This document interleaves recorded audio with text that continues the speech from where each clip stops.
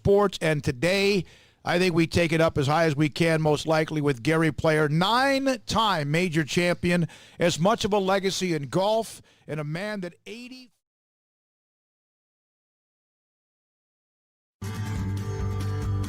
Time to fire up the grill, heat up the oven.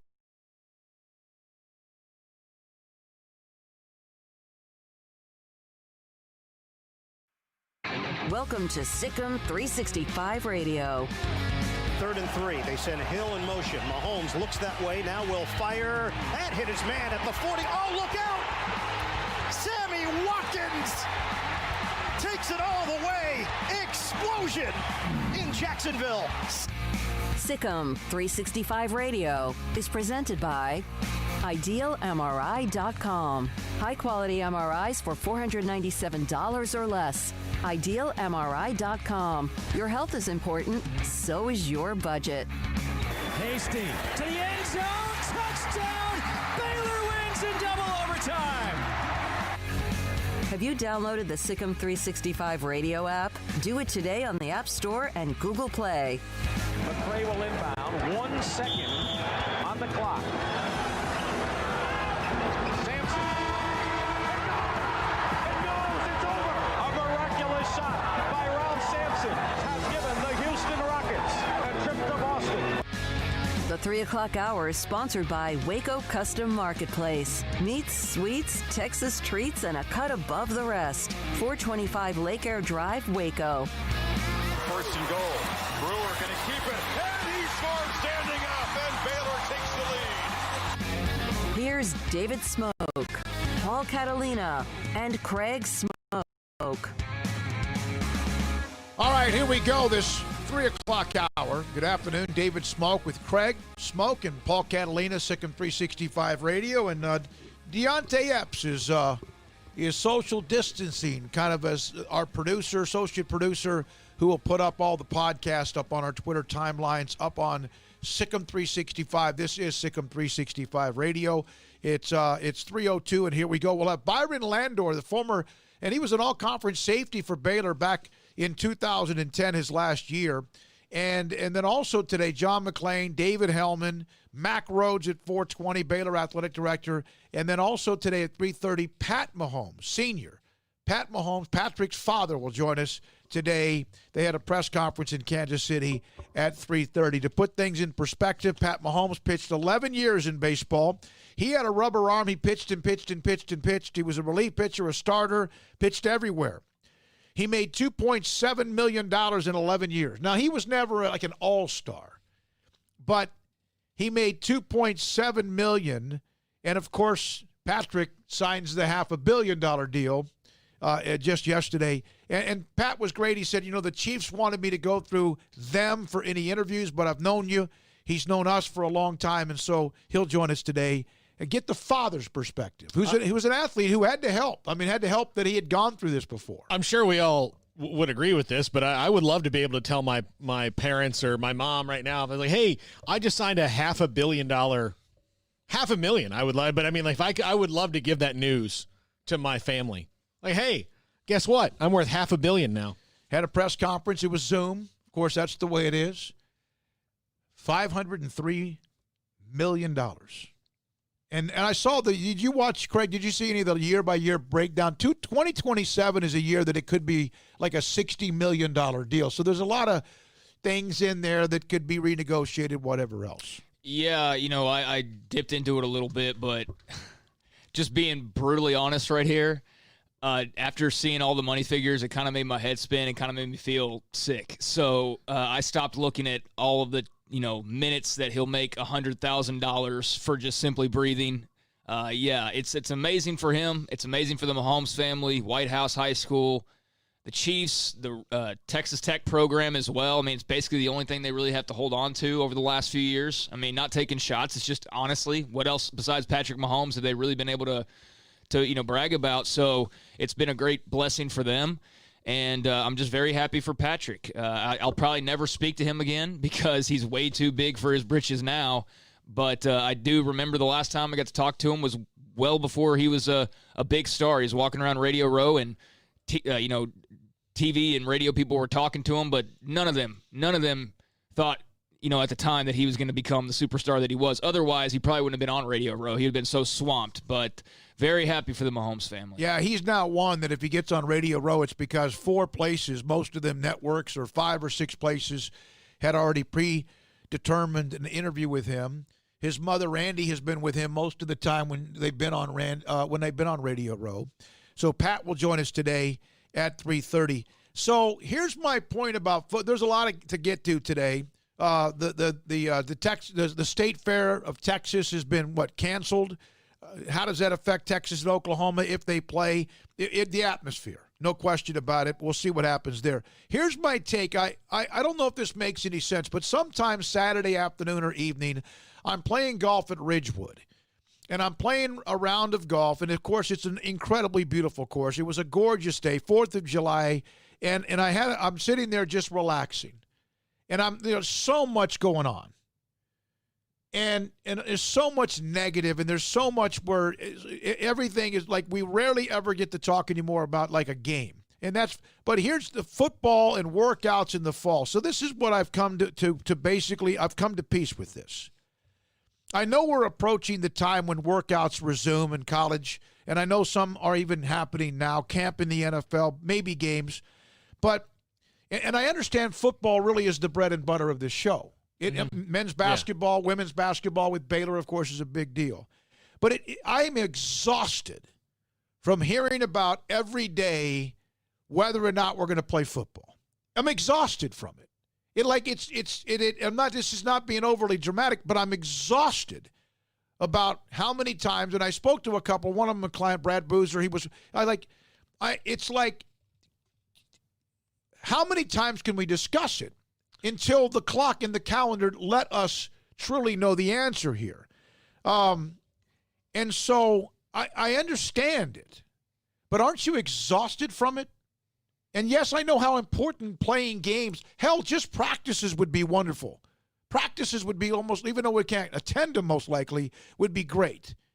But it's exhausting that there's this every day, and what happens is there's this, we got to go play, and then there's also, oh my God, we're all going to die. And aren't you exhausted from not so much that? That's a different animal. No, are we going to play football? I'm exhausted from it. I think that we probably need to just deal with it as it comes, as opposed to speculating what's going to happen. I mean, there's so many questions we can ask over and over again. But the only thing I think need to know, if you sit back and think about it, is, do they have a plan for everything that, what kind of, do they have every contingency covered? Have they spent this time to make sure that, okay, let's throw this situation out there. Let's throw this situation out there. What about this and that? Then I'm completely fine with all that. So I don't think we can worry about whether they're going to have a season or not. And they're going to have us there's going to be at least a couple leagues that have seasons, but we'll just see what that is and when that happens. I'm done with it. I'm sick and tired of the whiny crybaby media, scare tactics, freaking out over every little new number when I'm not even sure that most people who are complaining and telling people how scared they should be even know how to read the numbers themselves. I'm sick of logging on to social media and just being swarmed with negativity, and so I deleted Facebook years ago. I've never looked back, to each their own, but it just was not for me, and I've never regretted it since. I deleted my Instagram probably several months ago just because I was hardly using it, and I realized I was just wasting time going on there and looking through pictures that, it's cool. Like, if you use those tools, all good. I'm just saying for me, I'd already kind of scaled back on that and really just sort of had settled in on Twitter, and that's primarily because of not even so much entertainment now. It's just because that's the news source. And, even then, it's not always an accurate news source. But, for example, like yesterday with Patrick Mahomes, it's a neat tool to have and to get the information right away. But outside of gathering information, I don't care about people's political opinions. I don't care about your opinions on the president. I don't care about your opinions on coronavirus. I don't care about your opinions on whether or not we're going to have a football season. I try to avoid that as much as possible, even though it's nearly impossible to do so now. It's just part of the deal, and I just try to not let it affect me or my thoughts on, how positive to be about an upcoming season. I'm just going to pray like I've been and continue to, that we all can get healthier sooner rather than later. This virus somehow or another starts to curve and that we can have some regularity back, because we need sports. I think it's become very obvious. We need that entertainment in our lives. We need that distraction every once in a while. And I'm not saying distract ourselves entirely so that we never focus on anything else, but every once in a while, yeah, we need a couple hours to just watch a game and not have some supercharged opinion on something in life. Like, I don't know how people sit on there and just rack their brains all day over every little thing that's said. It would drive me insane, and I think it does drive people insane. Yeah. So, it's an uncertain future, but I'm going to try and stay positive. That's how I wanted to start the show today, because I understand everybody's wondering about this. Here's what's going on right now. For example, at Baylor, back on, June 20th or so, they started to have players arrive on campus. And we know that they've had some test results today. We'll have Mack Rhoades on to discuss the latest results. It seems as if the number that is up, it's the number that's active. That was the new testing positive, but the others seem to have been cleared. We'll clear all that up with him today. And then coming up, I think even this week, you could even have what you would call captain-led type workouts. Like whoever's the offensive line guy or whoever runs the defensive line, not coaches, players. Yeah. And then next week, I believe it starts to tick. This is if things remain on schedule, that you could start to have an hour with the players, that even the coaches might be able to have what is some sort of time with the players. And again, I don't know what that actually means. And I was trying to get clarification. And then sometime after the Big 12 Media Days, which is like the 20th and 21st or so, you start to have a mini camp style type workouts. And I would think, and no one's told me this, I would think you might be able to wear a helmet and that's it. Like they would start in the NFL back in the day of training, although sometimes the rookies went straight into it. And then on August the 9th, which is a day later than everybody else, Baylor would then start true practice or fall camp. And that's because they play a day later against Ole Miss rather than on that Saturday. So that's kind of what we have in front of us. All of that could go up in smoke. Some of it could be delayed. Some of it might not happen. But I just wanted to start with, that's the schedule right now. That's pretty much where you are. And there are students who are going through strength and conditioning right now. And then there's now starting to be a little bit more player-led type workouts. That's where we are. Jason King had this today.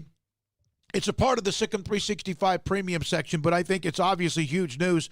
Scott Drew had lunch with Jared Butler on Monday. And still no decisions, what he told Jason King. Once he makes his choice, I'm sure I'll find out about it on Twitter just like everyone else. MaCio Teague pretty much talks to him every 2 or 3 days.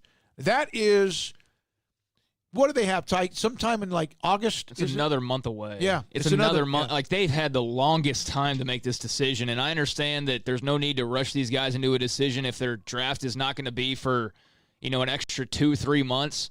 But like, just the spinning in the wind that Scott Drew and all these coaches who are, possibly relying on these guys next year are having to go through, I really feel for them, because, we're all just trying to put one foot in front of the other, and the Baylor basketball program, along with others, can't really do that all the way until they know where they're stepping.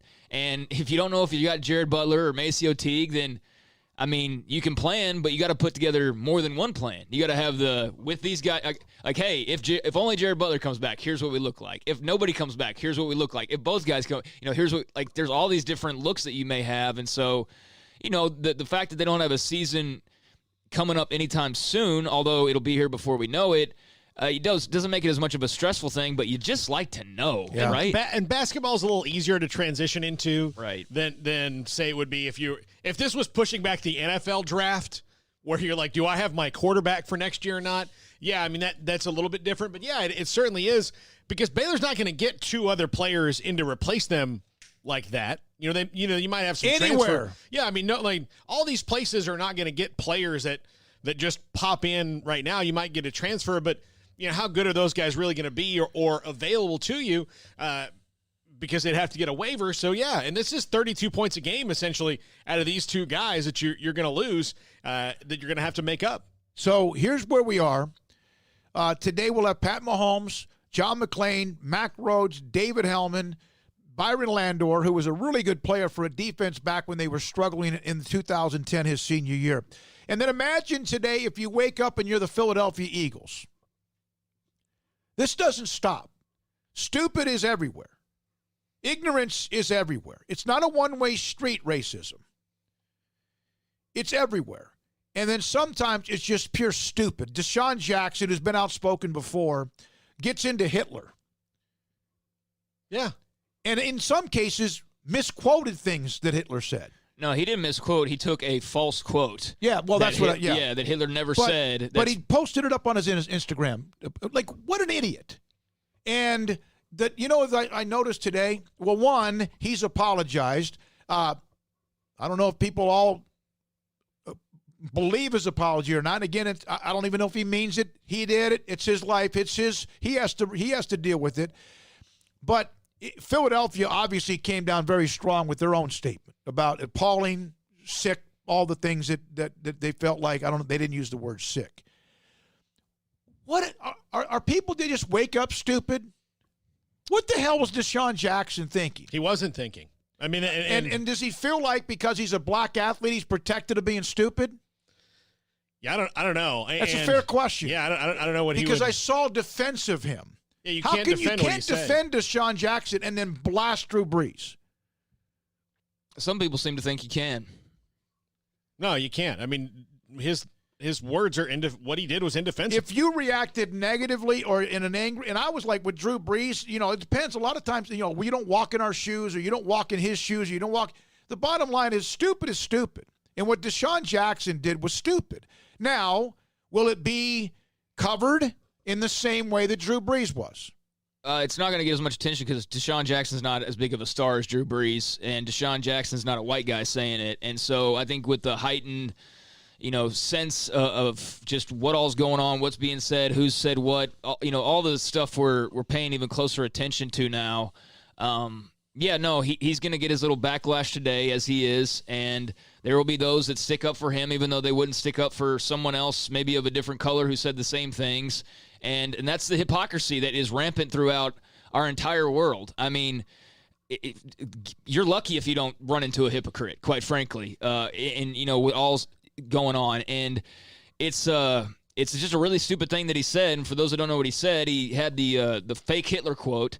Apparently it was a fake Hitler quote that said that white Jews will blackmail America. They will extort America. Their plan for world domination won't work if the Negroes know who they are. That was what Deshaun Jackson posted. So I have seen a heck of a lot of anti-Semitism creeping up here as of late.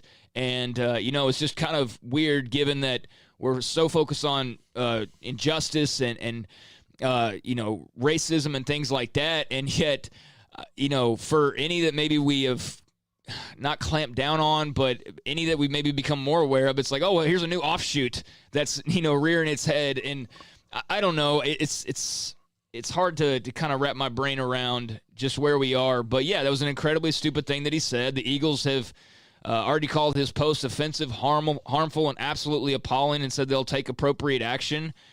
So who knows what that will be. But, dumb thing by Deshaun Jackson. And yeah, it was. And it just like you wake up, it's like, wouldn't you like, and I understand it's important for us to discuss deep issues, deep cultural, social, I understand we should.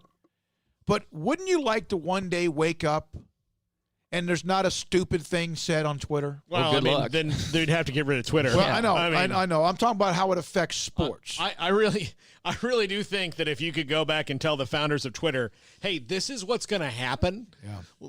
I don't know. They're like, you know what? I don't know if it's worth it.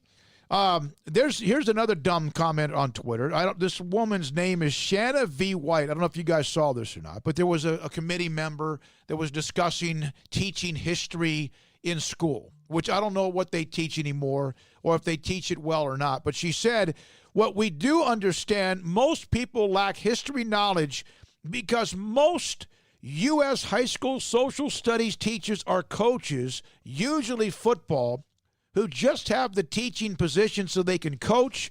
Are we ready for this conversation?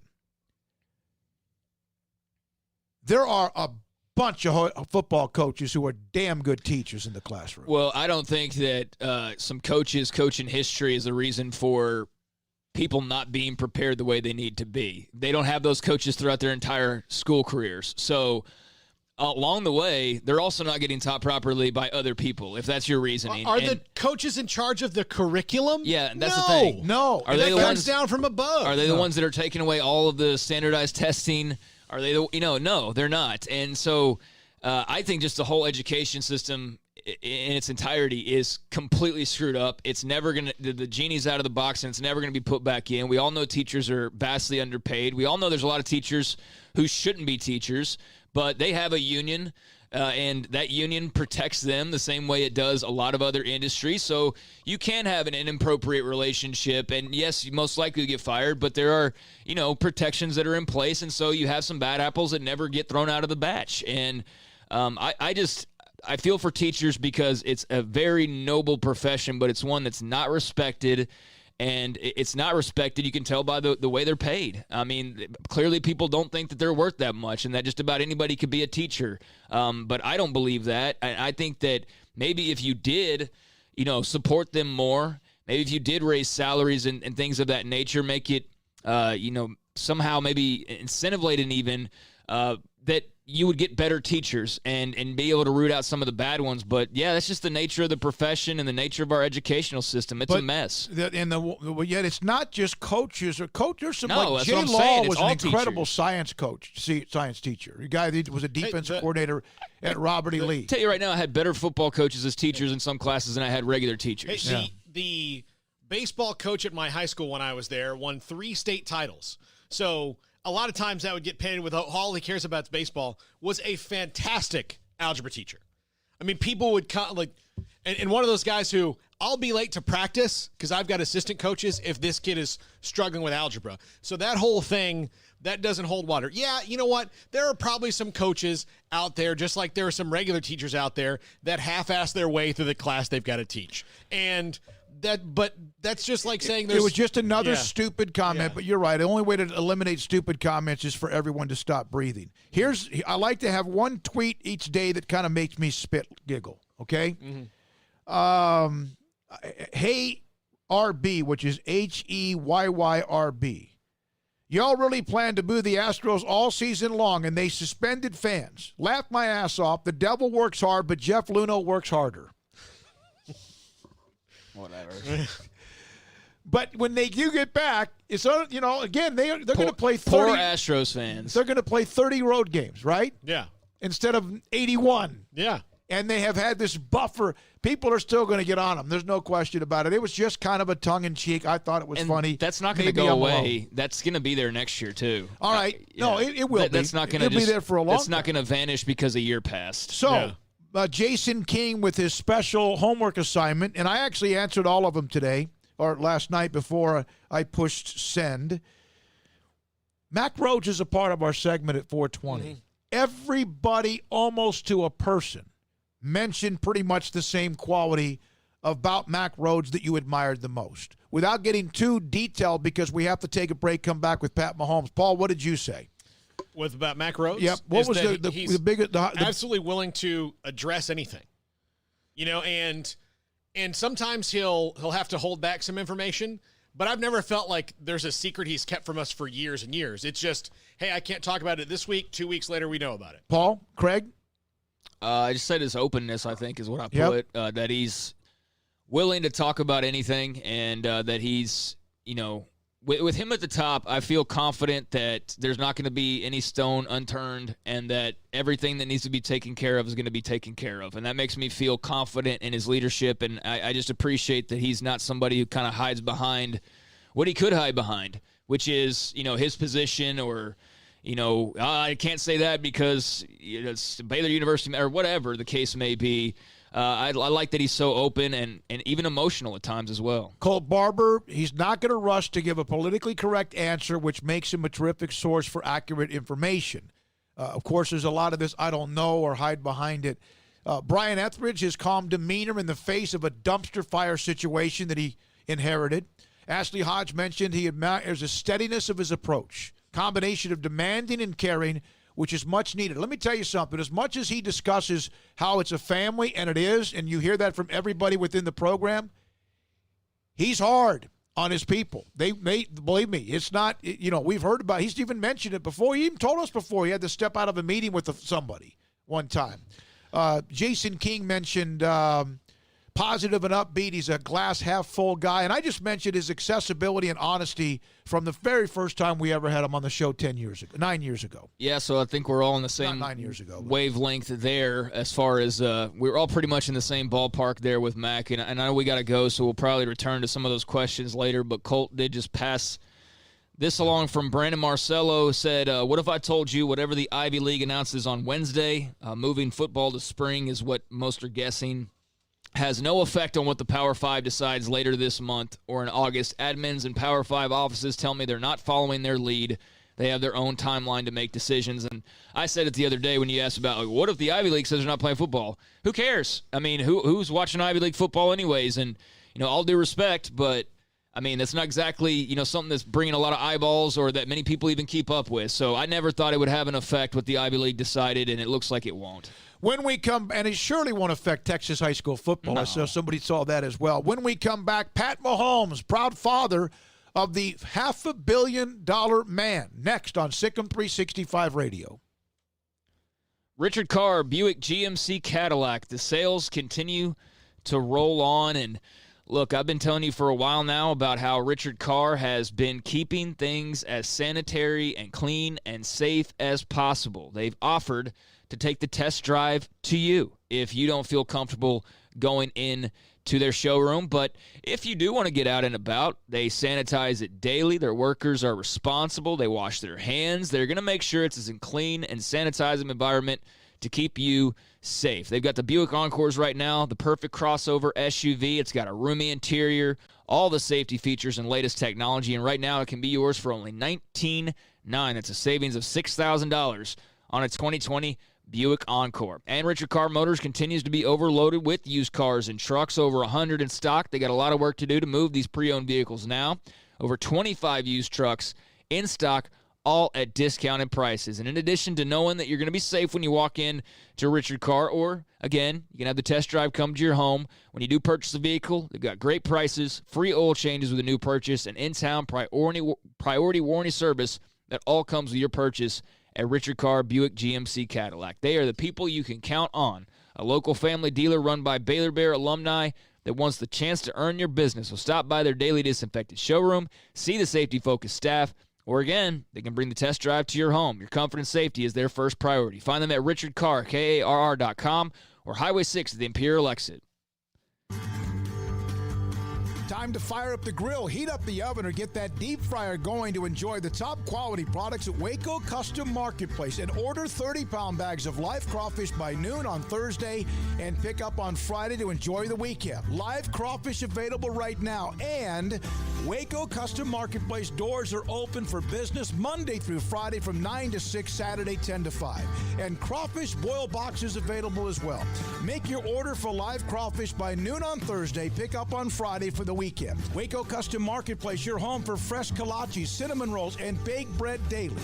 Butcher shop to cut your steaks the way you want. Fresh seafood, summer sausage, boudin, and house-cured and smoked bacon. Spices, seasonings, soup mixes, charcoal, and lighter fluid. Waco Custom Marketplace, doors open Monday through Friday, 9 to 6, Saturday 10 to 5, 425 Lake Air Drive or WacoCustomMarketplace.com.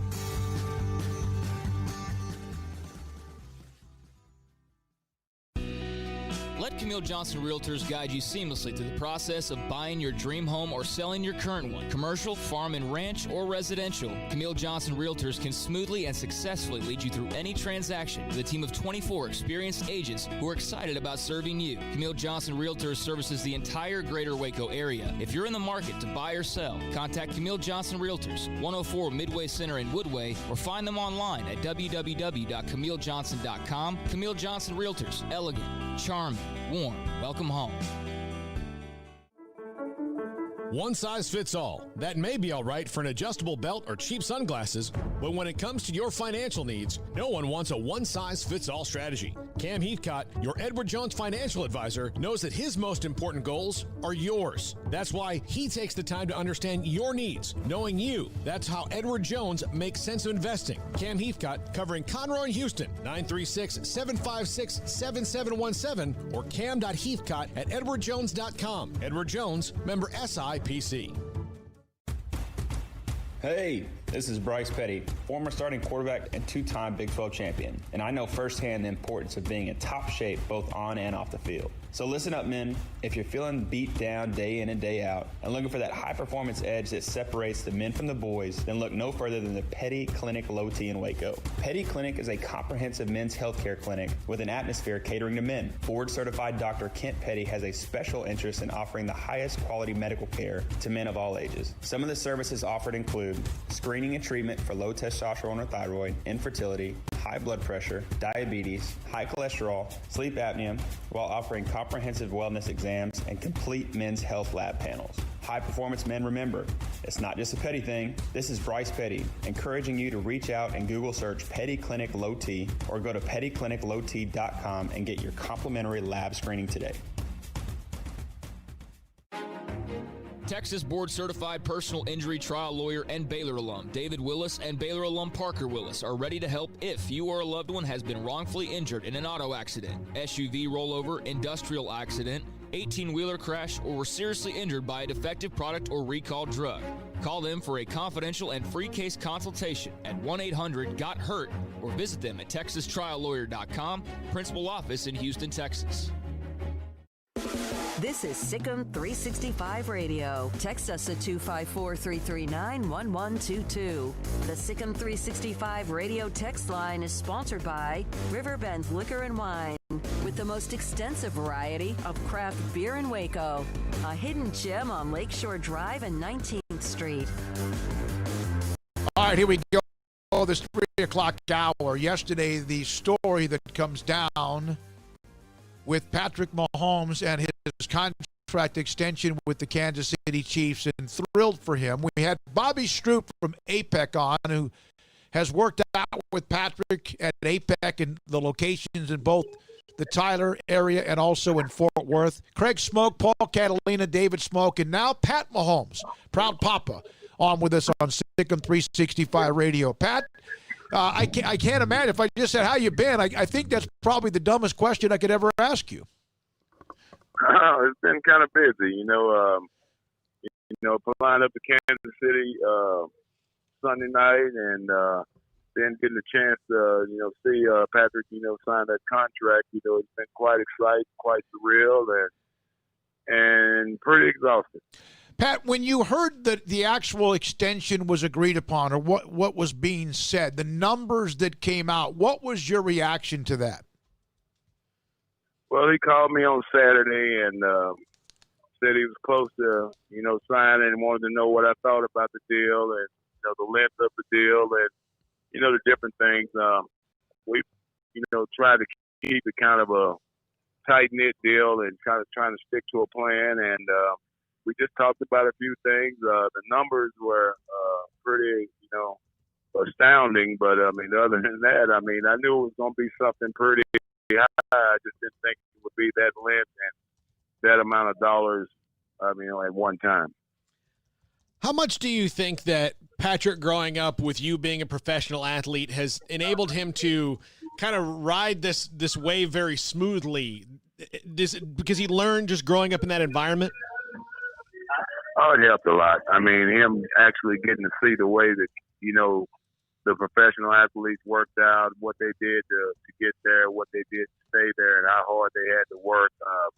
It just kind of made it more of a job for him than a game. I think he's always played it as like in a game perspective, but he's also had the business side of it, and he's been able to, make a lot of decisions on his own from learning from, stuff that I've been through, stuff that his godfather LaTroy has been through, and stuff he saw other players go through. Yeah, for those who don't know, Troy Hawkins, former major leaguer, very, very close to the Mahomes family. Pat, there's a lot of people that still ask the question of, why wasn't he recruited more in football? And I know that back then, covering White House, a lot of people thought Patrick was going to go the baseball route. For you, when did you know football was going to be his ticket? And, why do you think he wasn't pursued a bit more at the high school level? Well, he was a late bloomer, first of all. Football was kind of new to him. We all knew that he was going to have a chance to play professional baseball. From pretty much an early age, probably, ninth grade on, you pretty much knew that he was going to get a chance to play professional baseball if that's the avenue that he wanted to pursue.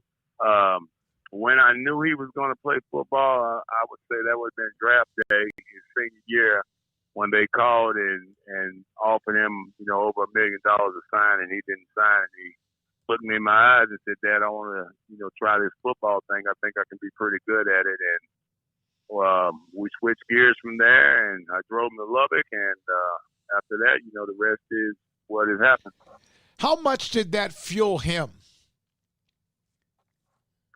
Well, I think Patrick's a kid that you hear the term gym rat or, stuff like that. Baseball, he's been playing since he's 4 years old. He's been around it all his life, like you said, in the professional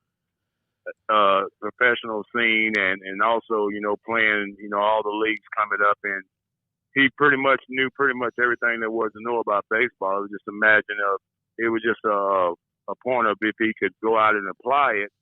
And I think he felt very comfortable doing that. With football, it gave him a whole new avenue of learning stuff. And that's one thing that he's always been. He's wanted to learn and get as much knowledge as possible. And I think it just fueled him. And, baseball, you go to a baseball game in high school, you may have 200-300 people there. But, Friday night lights in Texas football, I just think he loves performing in front of people, and he's going to do whatever it takes to, try to win a ball game. And I think all that shows when he goes out on the field every Sunday. When you get drafted, you don't really have a choice in where you go, and sometimes that can wind up being a terrible thing for an athlete's career. I can't imagine that this could have gone any better for Patrick and your family, being in Kansas City, the way the city's embraced him, the team, the perfect fit, just kind of all the way around. It just kind of all meshed together, Kansas City showed a lot of interest in him in, the pre-draft thing, and that's where we were hoping that he ended up, to get a chance to work with a coach of, Andy Reid's ability and his knowledge, and really a quarterback whisperer and a great designer of plays. And I think the thing that helped the most was that he let Patrick, be Patrick, and he was fortunate enough that when he started playing in high school, the coaches let him do what he did. When he went to Tech, Cliff let him, do what he did, and then Andy, had the same mentality. He wasn't going to try to mold him and make him a different guy. He was just going to take what he did best and try to maximize it, and it just ended up being a match made in heaven. So, Pat, I know that nobody has more confidence in Patrick than you and the rest of the family. So, some of this I'm sure is not coming as much of a surprise. But as you saw him, become a first-round draft pick, and then he sets the world on fire. But then last year, to go on that run, to have that legendary Super Bowl performance and win, can you try and put into words what that feeling was like watching your son accomplish that? Well, I've always had the ultimate, faith and confidence in him. I just know Patrick. I ever since he was born, and people laugh and stuff, and I made bets with people when he was 5, 6 years old that he was going to be a professional athlete. Mm-hmm.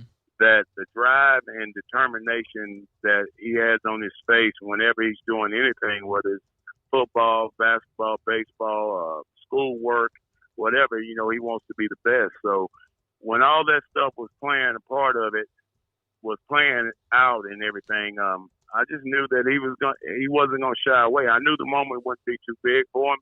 Whether he get it done or not, that's neither here or there. But I knew he was going to leave everything he had out on the field, and that's all you can ask. Ask from an athlete, and especially as a parent, that's all you can ask from a kid.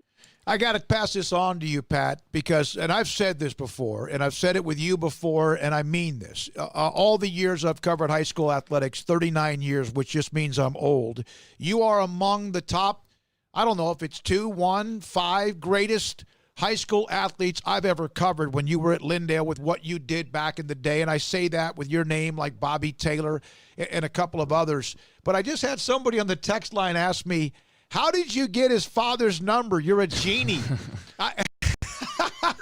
How long have we known each other, my man? Since you were, like a sophomore, junior at Lindale? Well, I don't know if it wasn't even longer. I mean, I remember you being the first guy to ever cover me, and yes, you have already said that, and I tell people from around here that they know that me and Patrick's game were a lot alike, and that, it's some to say that I may have even been better, but I was born by 25 years too quick, so I didn't get a chance to experience all the experience. But I mean, I've known you forever, and you know that, and you've always been good to me, and you've been good to the family, and you've been good to Patrick, and anytime that I can come on and give you any kind of little insight or do anything for you, my number, and you'll always have it. Yeah, I will. And Craig, of course, did some high school games when Patrick. Was that what you were going to bring up? No, I wasn't going to bring that up, but I did get to see Patrick start his first couple of seasons at White House and then missed his senior year because I moved to Waco. But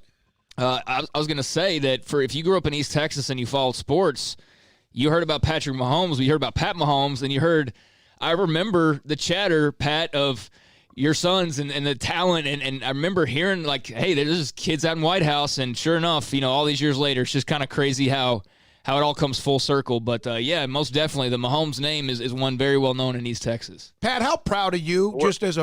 You're humble, you sound happy. Obviously, I know people go, my God, he just signed a $503 million deal. But, not all these things work out. Not all this ever works the way it's worked. And I know he still has to be smart every day he wakes up, but just watching him with what you and Randy have done raising him.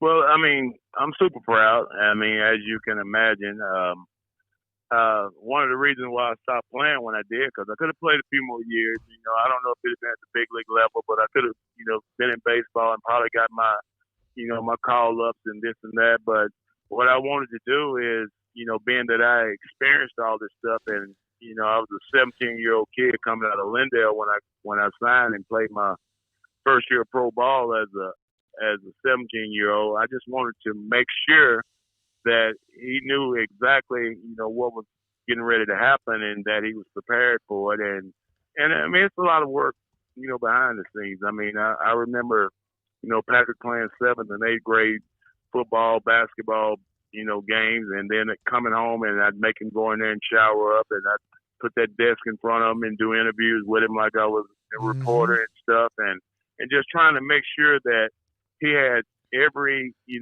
opportunity to succeed in the sport that he chose to play. But that being said, it's like you said, it still doesn't work out. It might not work out, but at least he has the tools and he has the opportunity to succeed, and that was one of the main things I always worked on. I just had this, if you don't mind, and I know you got to go, and we appreciate your time. This is from Parrothead 3. Ask him if he's going to get a new video board with Pat Mahomes' football field at Lindale. Now, that's one of the things. It's a great comment, but it's very, very much. This is something that everybody knows the money he's making. How much have you stressed, and how many people around him, his inner circle, have to protect him, and he understands what to do with everything he has? Well, I think we're good on that angle for him, because he's a very, like I said, he's a very intelligent kid himself. He studied marketing, at Tech, and he actually just finished. He's going back to finish his degree. I think he needed 18 hours, and he got 6 of them this off season. So he's still working and striving toward that. I mean, he's a smart kid. I don't have to really, talk to him a lot about that, because he's so far he's making the right decisions and doing the right thing. And I think that's a deal where, he loves, giving back to the community. He loves being a part of the community. He is not, unfamiliar that everybody is supporting him and rooting for him and everything, and he just wants to be a part of it. And that's one of the good things about it. He was kind of prepared for it. He grew up in it, and he's got good people around him. So, you just got to keep on doing what he's doing, keep grinding, and never be satisfied. I have a quick baseball question for you. with all this 60-game season and everything going on there, how would you as a player deal with all this going on to get ready and try to make it through this kind of sprint of a season that they're going to have? Well, you know me, Smokey. I mean, you know me. I'm gonna play. You know, I love to play. You know, whatever game it is, I love to play. I love to compete. You know, it fuels me. And so I would be out there, but then on the other hand, I understand, you know, the things that they're going through, and it's a different day now. It's a different day from when I played. You know, it was just we didn't play, you know, because we made this or that. You know, we played because we wanted to compete against the best and try to prove that you were one of the best. And I'm praying for those guys. I hope it all works out well. But you know, it's just a thing where each decision is made personally, and you have to figure out what's best for you and your family and go from that. I have one more question for you. Pat Mahomes, Patrick's father, on with us on SicEm365 Radio. Lee Steinberg. Here's a guy that has been through a journey. He was it. He was the guy. Aikman, Steve Young, among many. I think even maybe Drew Bledsoe, among others. And then he basically lost everything.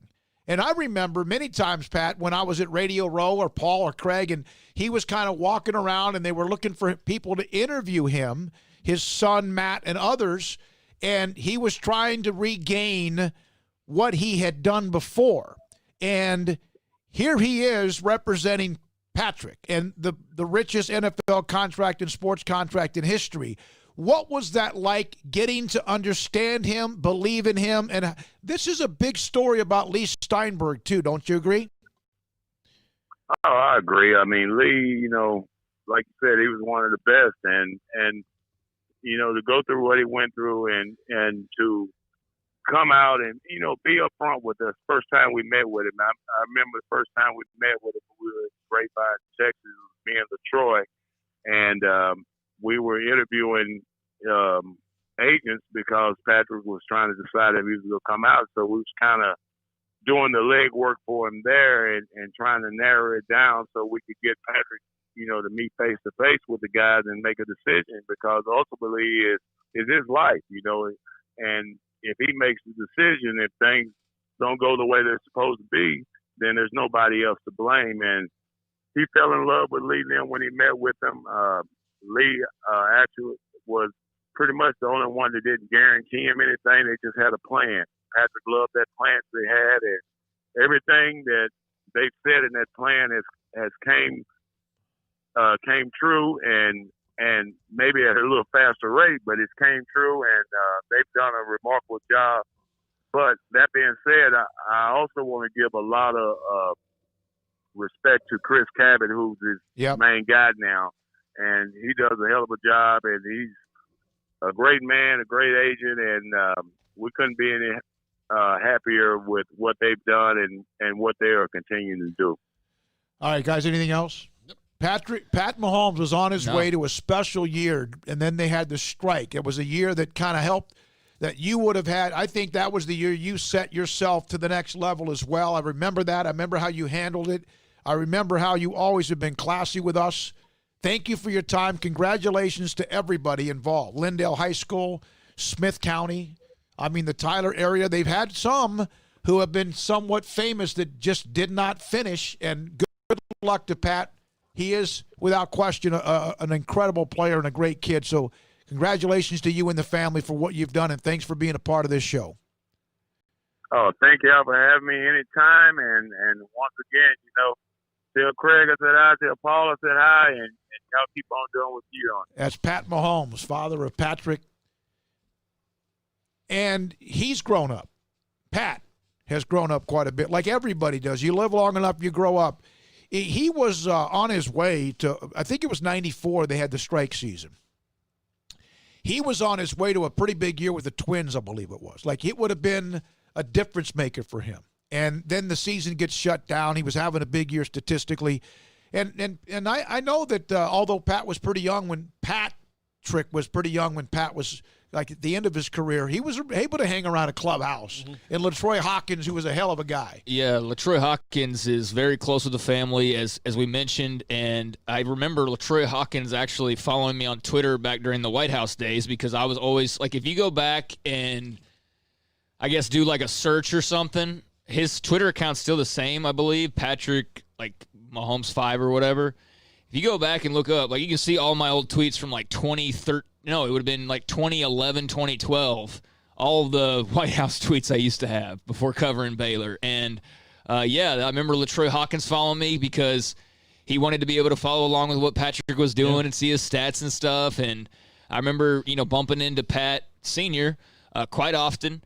Had drinks with them and things like that at the bars. And, the greatest thing is, so, like, I love the Mahomes family. I think they're all great.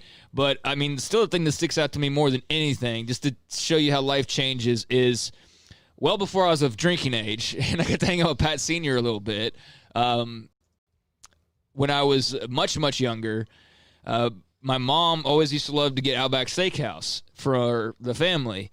And so she would go up there, and on occasion, we'd just eat up there rather than getting it to go. But if we were getting it to go, she would even still go up there, have a drink at the bar, and then bring it back. Well, on more than one occasion when I would go with her, we'd be there. One lady by the name of Randy Mahomes was working the bar. And she did that for a really long time at Outback Steakhouse. And her and my mom got to be good friends, particularly back then. And, yeah, she's not working at Outback anymore and hasn't for a long time and never will again. I don't think they could get her. No. She can buy Outback. She started to help run as almost like a quasi, like the one who ran all the events at Holly Tree Country Club. Yeah. That was her next role. But you're right. They're set and happy for the entire family. 3:51, this is SicEm365 Radio. The First National Bank of Central Texas, 5 locations right here at home: Waco, Woodway, Hewitt, China Spring, Martin, and Hillsboro. Familiar faces making local decisions. And look, in these times, you absolutely want to have a local bank that knows you and not some kind of corporate structure that's going to send your file to somebody in some other city. Here to help you, your family, and your business, whether it's great times or tough times, all of us need a bank we can count on. Great people, great technology, dedicated to their customers and helping our area grow. Safe banking in person, or use their online and mobile apps with their convenient drive-through and ATMs at every location. Online banking, instant issue debit cards, so many great things at the First National Bank of Central Texas. 5 locations right here at home.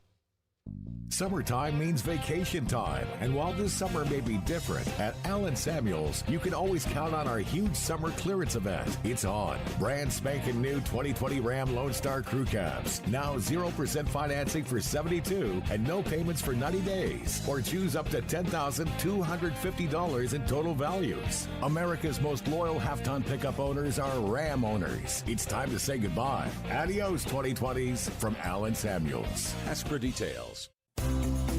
Ideal MRI is a small family business right here in Central Texas. We're open to support you while lowering the cost of healthcare bills. When you need an MRI, ask your doctor for an Ideal MRI. Visit us at idealmri.com or call us at 833-IDEAL-MRI. We're fighting hard at Pickup Outfitters in our battle to end truck nudity. But it's not just about putting an outfit on a naked truck, it's about making sure you have the very best customer service. So we offer the Pickup Outfitters Lifetime Installation Guarantee. Over time, sometimes your outfit needs a little tune-up, maybe some tightening, adjusting, whatever. If you outfitted your truck at Pickup Outfitters, that tune-up is absolutely no charge for the remainder of the time you own that truck. We also offer free warranty assistance. If for any reason you need to use your warranty, you just bring it back to us and we take care of it. It just makes sense. I mean, operating without a promise like that would be like offering customer service in the nude. And if you've seen our staff, trust me, you don't want that.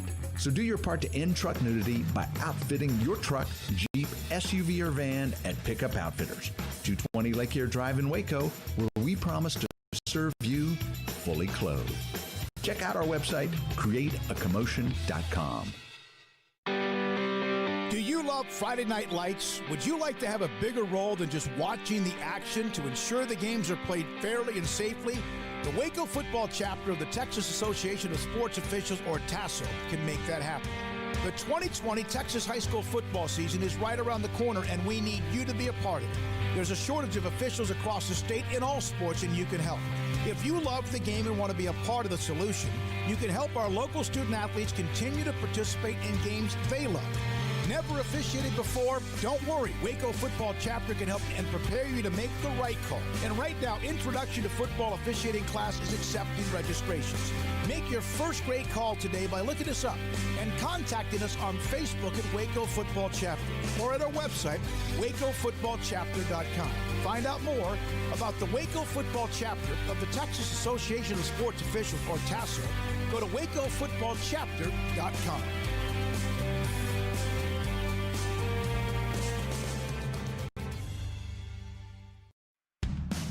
This is SicEm365 Radio. The SicEm365 Radio app is sponsored by Alan Samuels Dodge Chrysler Jeep Ram Fiat in Waco. Your friend in the car business at Loop 340 and east of 84. Come by. Let's be friends. All right, here we go. Closing out this 3 o'clock hour. Byron Landor, safety at Baylor. Last year was that 7-16 that made a bowl game that ended the long drought. He'll join us at 4 o'clock, and then also Mack Rhoades today at 4:20. The RNA to fill the Open Championship void with virtual Battle of the Ages. Craig gave this to me. Jack Nicklaus, Rory McIlroy, and Tiger Woods and Seve Ballesteros will all compete on the old course in a virtual bring back a Battle of the Ages. That's going to be interesting to watch. Yeah. Yeah, I don't know how exactly this is going on, but this is like, as you said, it's virtual, and I don't know all the details of it, but it's going to be 3 hours, going to be actual footage from like the last 50 years from like St. Andrews in Scotland, and they're going to like take the actual footage and recreate it to make it like an actual, I guess, as if these guys were playing each other, basically. So, it's just a virtual deal. I don't know how many people will find this fascinating or not. Maybe the technology to make it look like it's actually occurring will blow some people's minds. I'm not sure. But, I guess they're just, another example of people trying to get creative because of all the things that we can't do normally. So, McIlroy, Faldo, Watson, Ballesteros, Woods, Nicklaus. The winner will be determined by a data model, which combines more than 10,000 fan votes along with the players' career stats. And so it's just a concept that they're trying to bring to life, I guess. I mean, it's Tiger. I mean, I don't need a robot to tell me. Tiger. I mean, it's Tiger and Jack. Seve. Yeah. I'm surprised Faldo's not a part of this because he is. Oh, is he really? Okay, Yeah. good. Maybe I didn't see that part. That's good. He should be. Well, I mean, Woods, Nicklaus, Ballesteros, Faldo player have 3 British Opens. Watson has 5. Palmer has 2. McIlroy won in 2014. And they're going to use old video too. That'll be really, really cool. I don't know how this is going to look, but it sounds like a neat idea. By the way, this is from Matt in D.C. to close out the hour. Who was happier for Mahomes' contract, him or the Texas Tech AD, knowing Patrick will need a tax write-off and donation to football? Yeah, he will. He'll be smart. You heard he's got that marketing degree. That's good. Or he's working on the marketing degree. He's also not flashy. He's a very much a hoodie and jeans kind of a guy. The only thing that you could consider flashy, it's only because it's not. He's got that hairstyle that's kind of what is that, a mohawk? It's not a mohawk. What is it? I don't know. I mean, it's kind of the. It's a little bit. No, it's not ordinary. Still, that haircut only going to cost him $35. Yeah, I know. So I know. It's like, Yeah, I don't know what the style of it's called or whatever, but it's probably way more hip than anything we're rocking. That's why me as a 61-year-old wouldn't know what the hell it was called. But he doesn't have to worry about things, and good for Texas Tech and White House and anyone else that will have opportunities because of him. All right, coming up next, we'll have Byron Landor and then Mack Rhoades. This is SicEm365 Radio. Pickup Outfitters, Jay Errett, Pickup Outfitters, where you can find bumpers, grill guards, bed covers, and really whatever else you need when it comes to accessorizing your pickup truck or your SUV. And even your minivan, they can help you with that as well, if in fact that's what you need. Pickup Outfitters with bed covers to help secure what you have inside of your pickup truck bed. Also, shelter from the elements, right? Today it rained like hell, right? And then there's always the sun that beats down on whatever you might put in the pickup truck bed, and or the wind or the rain or all the above, and even maybe just the ingredients of dust and whatever else might happen. Privacy. You put something in the back of your pickup truck, you have a bed cover, no one's even like nosy enough to go, hey, what's in there? They can't see it. And the extra storage space, if not enough room inside the cab of your pickup. Retractable and hard, soft roll-up bed covers, removable, one-piece lids, hard folding, paint to match, and much, much more. And don't forget the spray-in and also bed cover liners. WeatherTech and Husky exact fit floor liners available by Pickup Outfitters at 220 Lake Air Drive. Go to createacommotion.com, and always remember, all professionally installed with Pickup Outfitters lifetime installation guarantee and free warranty assistance. It's Pickup Outfitters, 220 Lake Air Drive in Waco. In great times or tough times, you always feel better working with someone who's there for you. When it comes to great banking, people here count on the First National Bank of Central Texas, here to help you, your family, and your business. Personal banking via phone, desktop, tablet, and drive-through, and business banking tailored for all situations, including yours. Amazing tomorrows from the First National Bank of Central Texas. Familiar faces making local decisions. Member FDIC, Equal Housing Lender. In the market for a quality metal building? Since 1943, Pioneer Steel and Pipe has helped Central Texas residential and commercial customers with metal building design, panel options, building components, and trim options. Pioneer Steel and Pipe's residential line is energy efficient, offers low maintenance, reduces insurance payments, is impact resistant, and carries up to a 45-year limited warranty. In addition, they can also help you find a metal building contractor for your project. Pioneer Steel and Pipe with locations in Waco and Bryan and at pioneersboys.com. Riverbend Liquor and Wine has their easy-to-access drive-thru open and convenient and clean in-store location on the corner of Lakeshore Drive and North 19th Street in Waco. Riverbend Liquor has the best and most extensive variety of craft beer selections in Waco, and Balcones whiskey, including single malt, hot still, baby blue, French oak, rye, and brimstone. Riverbend Liquor and Wine, family-owned and operated, and a hidden gem in Waco on Lakeshore Drive and 19th Street. And find out more on Facebook and Instagram. You want to know why Stonewood Dental is so successful? Listen to what happy customers have to say. It's pleasant. It's different than any other dentist office. I really feel like they care. And it's not that you're here for 2 hours waiting on someone to take care of you. It's quick and easy, and I bring my kids, and my kids love being here too. They really love the treasure box. Staff is really nice and accommodating, real friendly. You feel more like home. It's not sterile looking. Everybody has their own personalized rooms with decorations and decor, and they'll even have a blanket for you when it's cold. I've recommended people to actually come here, and they are patients now. I really love it here. It feels like family. Learn more, stonewood-dental.com. Boozers is the wedding ring store and more. If you're ready to get engaged or already married and want to upgrade your wife's ring for a special anniversary, Boozers is the place to go. With the largest selection of premier quality diamond engagement rings and wedding rings in Central Texas. They have 7 cases with over 300 styles of rings from top designers like Natalie Kay. Choose from yellow, white, or rose gold, plus beautiful top quality loose diamonds. With an in-house jewelry, they can also custom make anything you want. Bring in a picture or drawing and let Boozers create your one-of-a-kind pendant or ring. They can even use some of your old gold and diamond jewelry to create something new. At Boozers, you'll find a great selection of quality timepieces, and Boozers is the place for expert watch maintenance and repairs too. They specialize in expert Rolex watch repair for fine jewelry, watches, custom work, and more. Go to Boozers on Valley Mills and Lake Air Drive in Waco. Boozers, the wedding ring store and more. This is SicEm365 Radio. The 4 o'clock hour is sponsored by Boozers Jewelers, the wedding ring store, specializing in custom jewelry and repair, all in-house. They get the 10. Over the middle, they'll get more than 10. Down the middle, touchdown, Kendall Wright. 30 yards. No safety in the neighborhood. This segment on Baylor Athletics on SicEm365 Radio is brought to you by Richard Carr Buick GMC Cadillac, located at the Imperial Drive exit off Loop 340 in Waco. Proud supporters of all Baylor Athletics. Here's David Smoke, Paul Catalina, and Craig Smoke.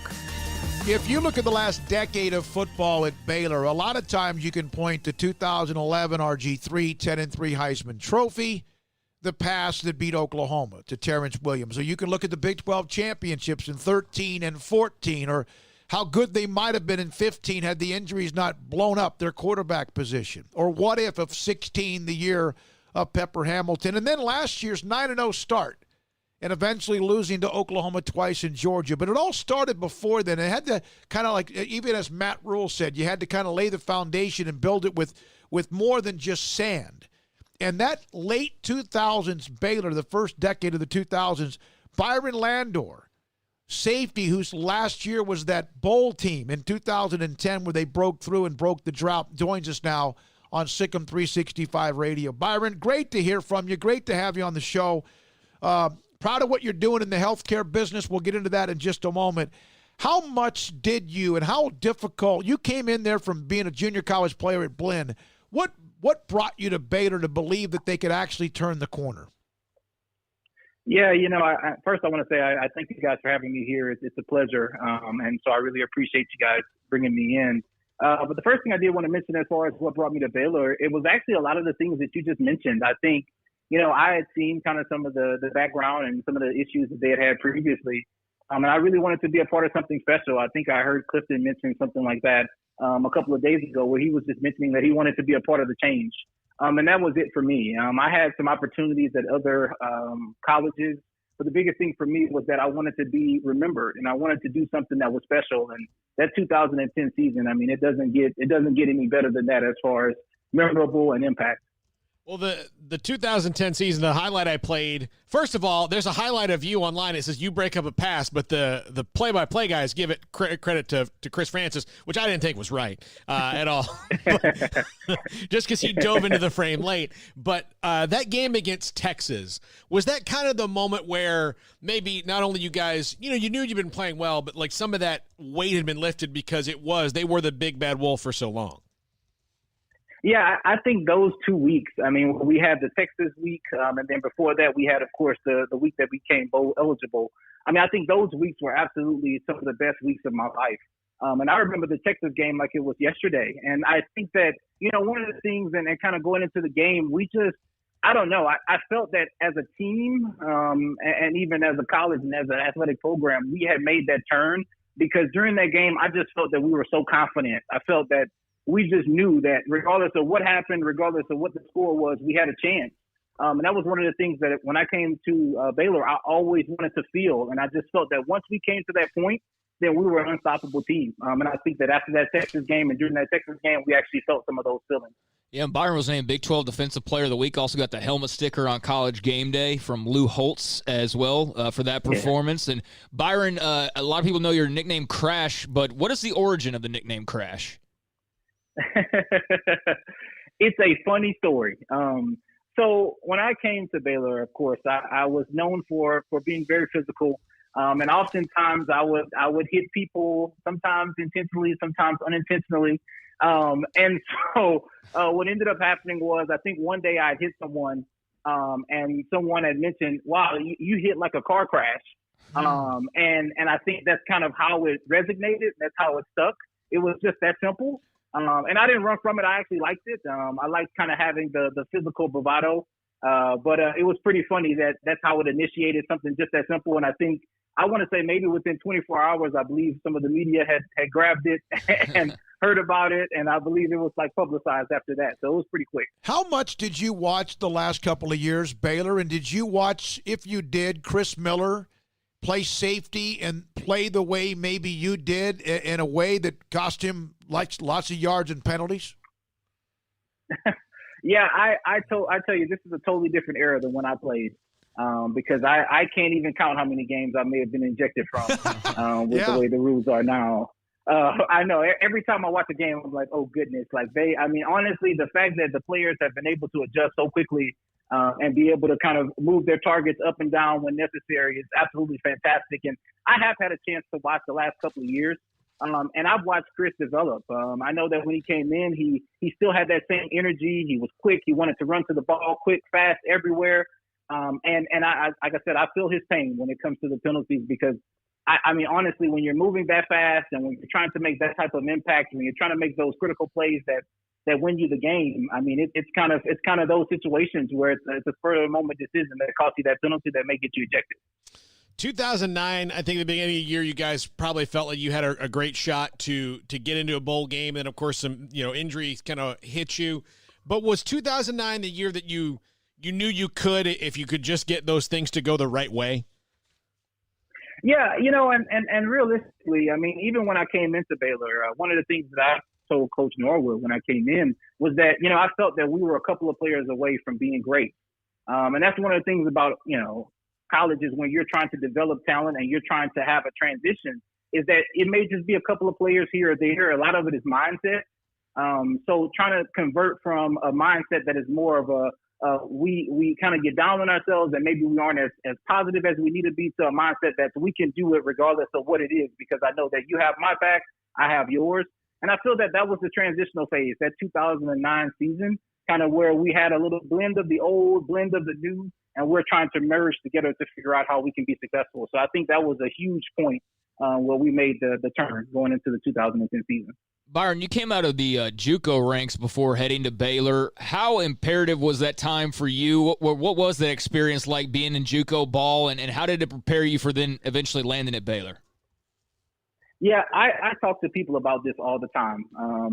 And I think a lot of people look at JUCO and, depending on what JUCO college they look at, they may have their own opinions of it. I can tell you that my experience at JUCO was one of the most difficult experiences I've ever had. I mean, as far as talent, I believe my sophomore year leaving Glenn, I believe we had 28 players that signed scholarships. And I believe out of that 28, maybe 19 or 20 were Division I scholarships. I mean, there was so much talent there. It was so much talent. And I had a guy who played receiver who was opposite to me, of course, Justin Jordan, who I remember growing up, we went one-on-ones every single day. And every single day we would fight and we would get kicked out of practice. It happened literally every single day, regardless of what we did. If it was a one-on-one drill, if it was a team drill, 7-on-7, I mean, we constantly challenged each other. And I think that one of the things that I learned at junior college was, you can't take any plays for granted because it's just that simple. You literally have 2 years to figure it out. If you don't figure it out, then that may be the difference between you getting the opportunity you want and not. And that's one of the things that I tried to take to Baylor when I went to Baylor was that to let everyone know that, you only get one opportunity. And that's why I played so hard. And I think that was why I was able to have the successful season that I did. And for you talked about Coach Norwood. The next year, Coach Bennett comes in as the defensive coordinator. And at that time, Baylor was not known for playing defense very well. And even early on with Coach Bennett's teams, a lot of times people were frustrated that if they could just get an extra stop or two. Up until last year. Yeah. I mean, and to be honored the way you were as an all Big 12 player on that team, how special was that? And I think as much as, I received the notoriety being an individual, it was definitely a team effort. And I appreciate all my teammates. And it was a great run, and I was just happy, honestly. I didn't really care about the stats and the notoriety. I was just happy that we were winning. And that's what mattered to me the most. And just having that team environment where after a win, after a victory, just coming together. I mean, I even remember the Texas locker room like it was yesterday too. I mean, some of those pictures, I have pictures from it that I look at occasionally because they're completely ridiculous. But just some of those moments where you have that family environment where everyone is happy and enjoying the moment, it's just fantastic. And so, that's one of the things that was really pivotal to me, even now in my career, is that team environment. I try to build that everywhere I go because it's nothing like it. It's nothing like the experiences that I had playing football for the university. Byron Landor with us I went to high school in Lake Charles at Washington Marion High School, then went to Blinn, ended up at Baylor, was on the 2010 team that played in the Texas Bowl that broke the long drought of no bowl games. You're now a part of the healthcare industry, and I looked this up because you told me that you're now a practice administrator. So I looked up what that means, and then I realized where we are today in this country, in this world, takes care of the daily activities of a medical facility. Part of the responsibility ensuring the facility is properly staffed by recruiting physicians, nurses, medical assistants, on and on and on, non-medical staff. How much of a challenge is that for you right now? It is very tough. COVID-19 has changed several things. And honestly, of course, in healthcare, many of the things that we do on a day-to-day basis that were simple practices will probably never be the same. And a lot of it is for good reason. So it's always one of those cases where every day I wake up and every day I go into work. My job is to ensure that my staff is safe at all costs, my providers are safe at all costs, and all the patients that we see are safe at all costs. So we put a lot of parameters and measures in place to ensure that that's done. It's a huge focal point of what I do on a day-to-day basis. So you went to Baylor, but you received your master's at the University of Missouri. Is that correct? Yes, the University of Missouri. Yes, I have. So I have my MBA and I'm finishing up on my MHA at the University of Missouri, which I'll finish at the end of this year. Okay. But I've been in healthcare since I finished up with my MBA. Right. I've kind of known it was always something I wanted to do. Even when I was in college, I had a pretty unique experience. I thought I wanted to be a nurse practitioner.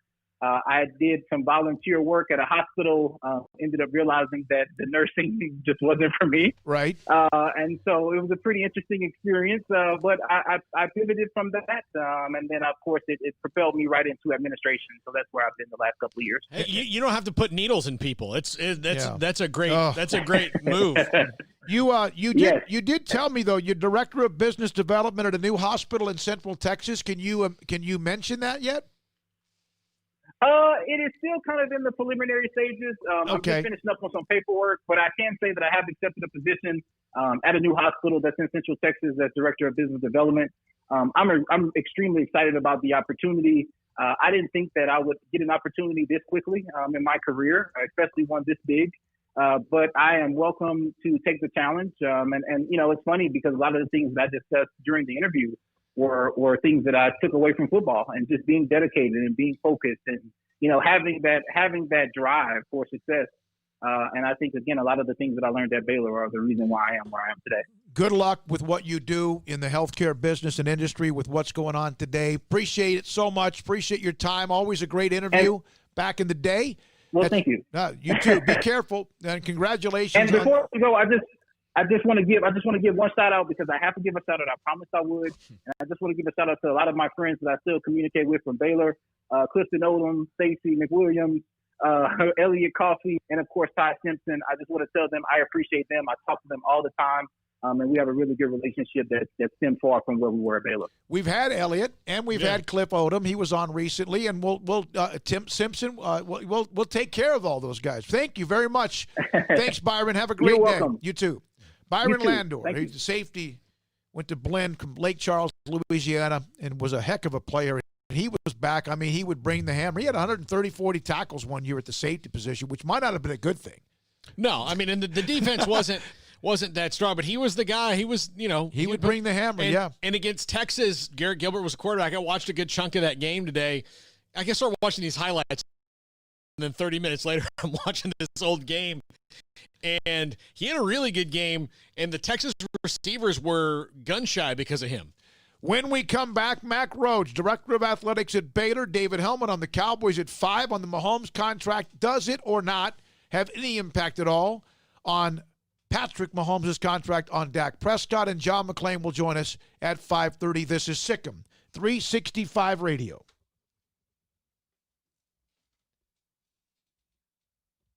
Pioneer Steel and Pipe. Heavy. You talk about what Byron Landor brought when he landed into some jaw, chest, or the body of a wide receiver or a tight end or a running back who broke loose. Heavy. duty contact, right? I mean, thud. Well, Pioneer Steel and Pipe does that when it comes to heavy-duty equipment, steel, metal, anything you need when it comes to metal building. They specialize this. And not only that, not only that Pioneer Steel and Pipe specialize in metal buildings with what they have as far as the product. And, oh, by the way, all this heavy stuff they have, steel, metal, and much more, they'll deliver it to wherever you need on site and also unload it for you. But here's the other thing they have. They have great customer service and 77 years of business. Through all of whatever the ups and downs have been with what this country's been through, whatever economic situations we face and have faced, they keep doing it right. They have heavy duty, the best when it comes to metal buildings, and they'll help you, by the way, making sure that the bids are structurally sound to make sure you get it what you need to get it done. Also, their large pipe inventory gives you many options on building a nice fence or even an entryway, and they have several cost-effective options, including a large inventory of the number one quality used pipe. Metal, steel, big, huge product. They'll deliver it to you. They'll unload it for you, and they've done this now since 1943. Family-owned and operated. Pioneer Steel and Pipe, the Pioneer Boys, open 8 until noon on Saturdays if you can't get there during the week, and locations in Waco and Bryan.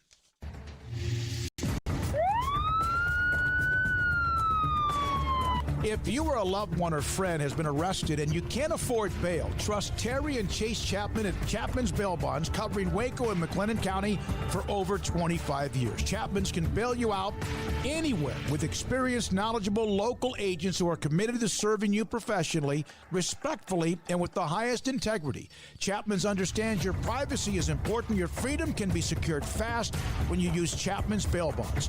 Open 24 hours a day. Payment arrangements available. Call Chapman's Bail Bonds. When you need help, 254-754-1603. When you ring, we'll spring. It takes time to reach goals. It's a truth that applies to more than sports. It goes for your financial goals as well. You work hard for your money, and you deserve an investment strategy that lines up with your game plan. And Tom Albers, your Edward Jones financial advisor, can help. If your financial investments aren't putting forth the effort you desire, stop by today for a financial review. Tom Albers, 4301 Lakeshore Drive, 254-776-7605. Edward Jones, member SIPC. At Ideal MRI, we feel blessed to be a part of the Waco community. We're a small family business right here in Central Texas, and our goal is to bring down the cost of health care while maintaining high quality. At times like this, the cost of health care has never been more important, and unfortunately, significant illnesses and injuries still occur. That's why Ideal MRI is open and here to serve you through the difficult time. We offer premium MRIs just like a hospital with state-of-the-art technology and specialists, but you'll pay less. Sometimes thousands of dollars less, whether you're using insurance or not. At Ideal MRI, we accept most insurance and there are no hidden costs, even offering financing if that's needed. Everything included in the price, and you'll not get something as a surprise in the mail later on. If you need an MRI, ask your doctor about Ideal MRI. They'll know. You can schedule an appointment safely from home online in minutes at idealmri.com or give us a call, 833-IDEAL-MRI, idealmri.com.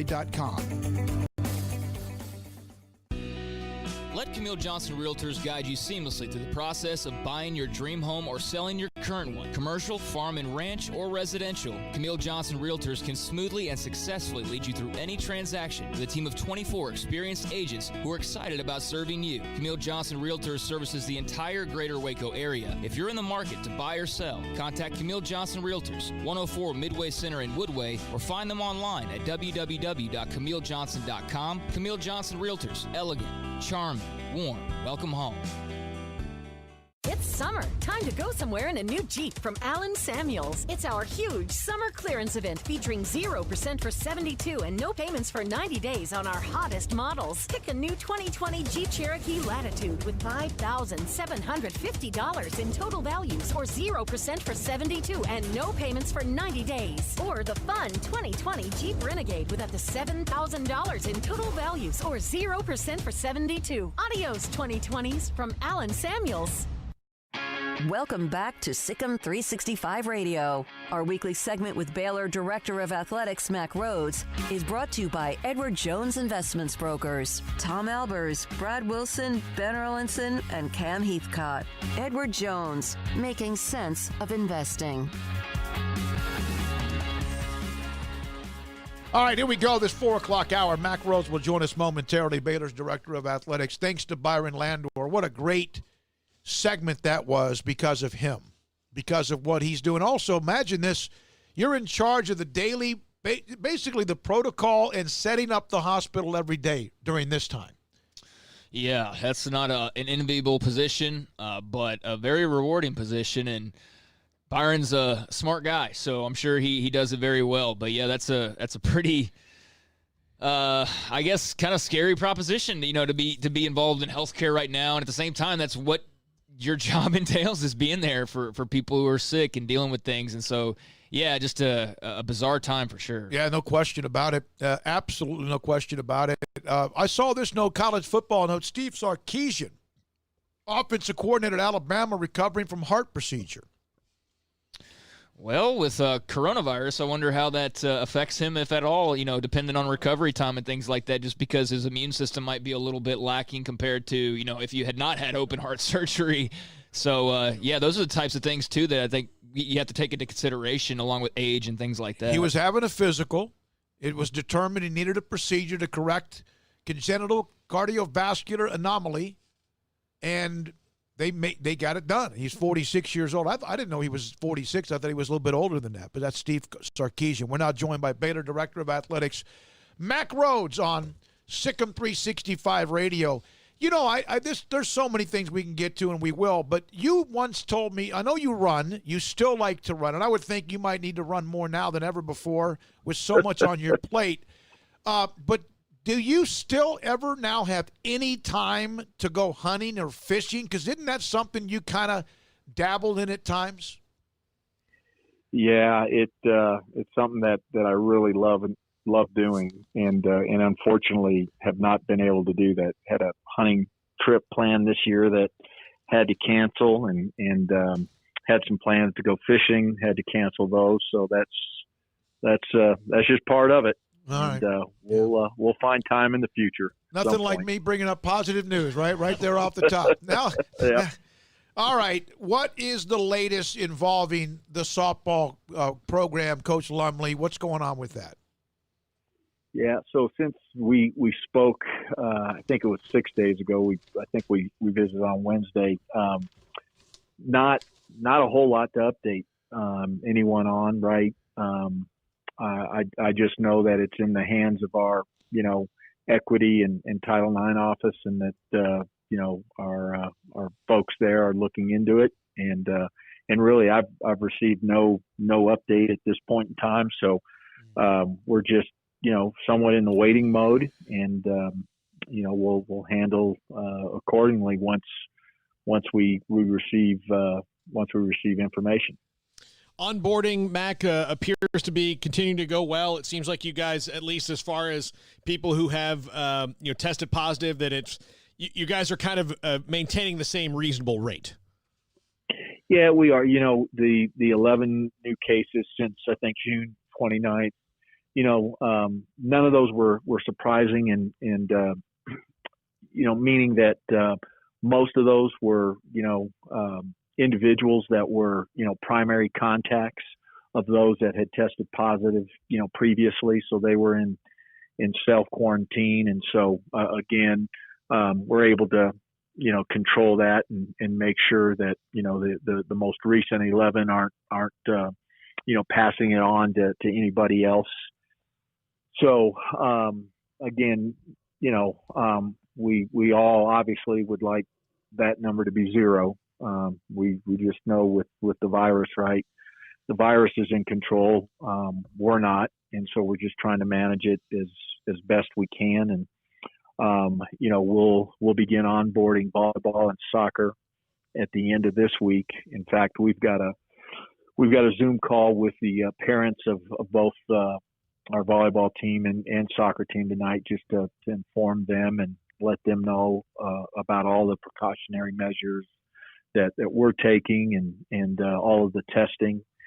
And then, probably won't onboard both basketball programs now until August 3rd. So that's the tentative timeline, right? As you know, we hesitate to provide, specific dates because it's fluid.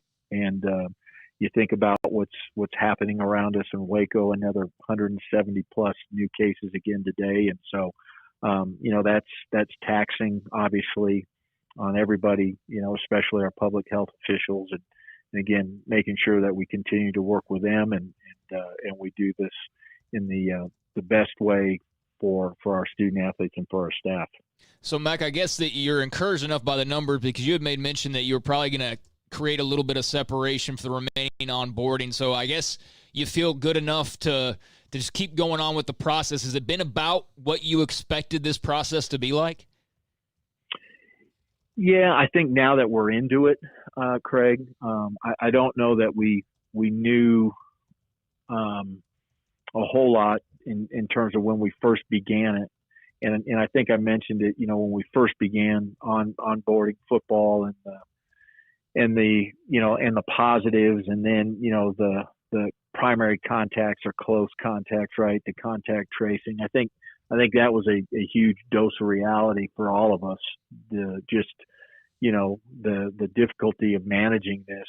And now that we've been into it for, 3 or 4 weeks, right? I think we're at least at peace knowing that we're doing it the very best way we possibly can. And we're doing everything we can in our means to prevent the spread of the virus, right? So we're just going to continue to, methodically just be cautious and continue to move forward at a cautious pace, and be prepared to pull back at any time if that's what the circumstances dictate. You've kind of alluded to this, but when I saw the numbers come out yesterday, the first thing you see is the newest cases, and there's 11, and yet the active cases was basically the same number. That means that whatever you're doing after someone tests positive is working, correct? That the student athletes or those involved, coaches, staff, are paying attention to what they need to do if, in fact, they test positive. Yeah, they are. And again, we've been really blessed and fortunate, right? Of all of the cases that, have been symptomatic, right? Those symptoms have been mild. And so, we haven't had to really deal with anything that's been serious. And obviously, if you have symptoms that are serious, right, then that road back is a lot longer. And so we've not had to face that, fortunately. And so, a lot of the early on cases, right, are not active anymore. And grateful that our student athletes, right, followed those directions if they were positive and stayed self-quarantined and were responsible and didn't, contribute to spreading the infection any further. Mack, I'm sure so far, and again, it's early on, but you do have to have the athletes, your young people that are used to having full lives, social lives and all that to buy into also, kind of just committing to this. Is that one of the things that kind of makes you nervous? And it looks like so far your athletes have, said, look, you're coming back, you're going to play, you're going to have to, cut a lot of things out of your life that normally would be there. Yeah, they've been terrific so far, and they've listened, and I think they've complied as best they can. I'm a lot older than our student athletes, and I have a hard time not wanting to go out and be around people, right? To stay confined is difficult. So, if I'm having a difficult time, right, then our student athletes that are 18 to 22-year-olds, you can only imagine, that's quite a challenge for them. And they really have a really, really good job about being disciplined, about doing those things, right? This past 4th of July weekend was obviously a weekend. I think as a nation, we all worried about, large gatherings and people getting together. And, I believe that, our student athletes did a really good job about being careful and staying to themselves and doing everything they can to prevent, any spread of the disease. So, it's a challenge, and but they've embraced the challenge. They really have, and grateful to the leadership that our coaches are providing, and certainly to the leadership of our student athletes. Mack, have you still been pretty much in constant or not constant? I know that the Big 12 ADs talk regularly. Has anything new really arisen from discussions amongst Big 12 officials about just kind of where we are and what the future looks like? Yeah, so our most recent meeting was this morning, and I think the A5 conferences are really trying to coalesce around a standardization in terms of surveillance testing. What will that look like once we get into the season? Is there a standard across the board that we can implement? So, is that mean, we're going to test every student athlete and staff member once a week, right? At what point in time in the week do we test, right? What type of test do we utilize, right? We'll look forward to that. I think that here in the next week or two, we'll have at least a recommendation on what that may look like. And then there certainly seems to be a lot of chatter about whether or not we're going to play a football season, whether or not we're going to play volleyball, soccer, cross country, right?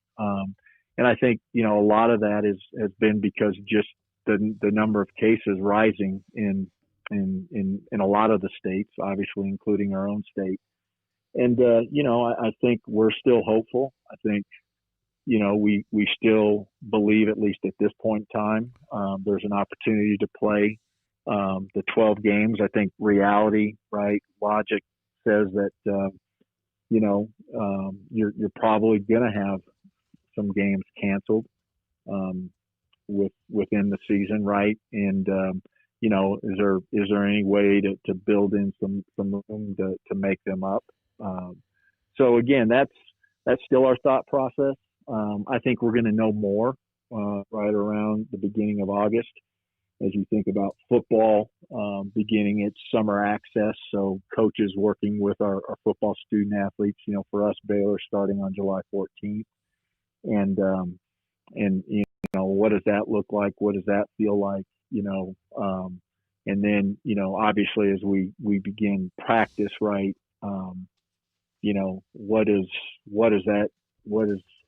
What happens in terms of just the number of cases, and is it manageable? Are we doing the right things, right? Are we doing everything we can to keep our student athletes safe and healthy? And so I think, again, I at least believe we're going to know right around the beginning of August as to, what's the likelihood of playing and can we start on time? Is it legitimate when you hear about college football could play in the spring? Is that a logistical nightmare? Is that one of those things you have to play football because of the generation of the way the money's generated? But is that truly discussed quite a bit, or is that just we could always move it to the spring? I think spring's last resort, okay. And so that's just my personal opinion. And if it's last resort, right, then logically you would then begin to think that there's certain hurdles that go along with playing in the spring. One, in terms of the disease and vaccine or no vaccine and medications, I don't know that we're going to be any different than we are now, right? You think about now trying to play football with some of the other sport programs, all of those that happen in the spring, right? If you're going to play in the spring, do you begin camp in January. Well, think about some of the cold weather schools. Is that optimal to even think about beginning camp in January, right? How long can you go, right, when you think about the next season and summer, right, activity? Can you even play 12? I don't think there's any way you can play 12 in the spring. I think, you're probably at a max of 6 to 8. And so there's a lot of obstacles, hurdles that go with it.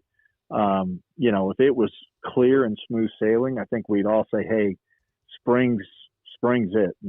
That's when we need to do this. But I don't know that there's anybody that says that, hey, yeah, spring is where we need to go. I again think it's last resort, and we need to play out and see if we can get games in this fall.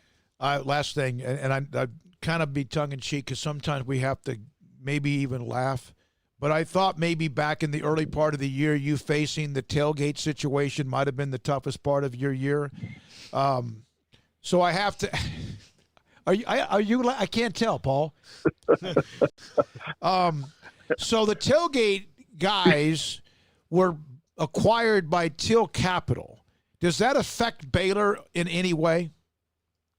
No, it has not as of this date. And I mean, really, you're going to bring that up? Are you serious?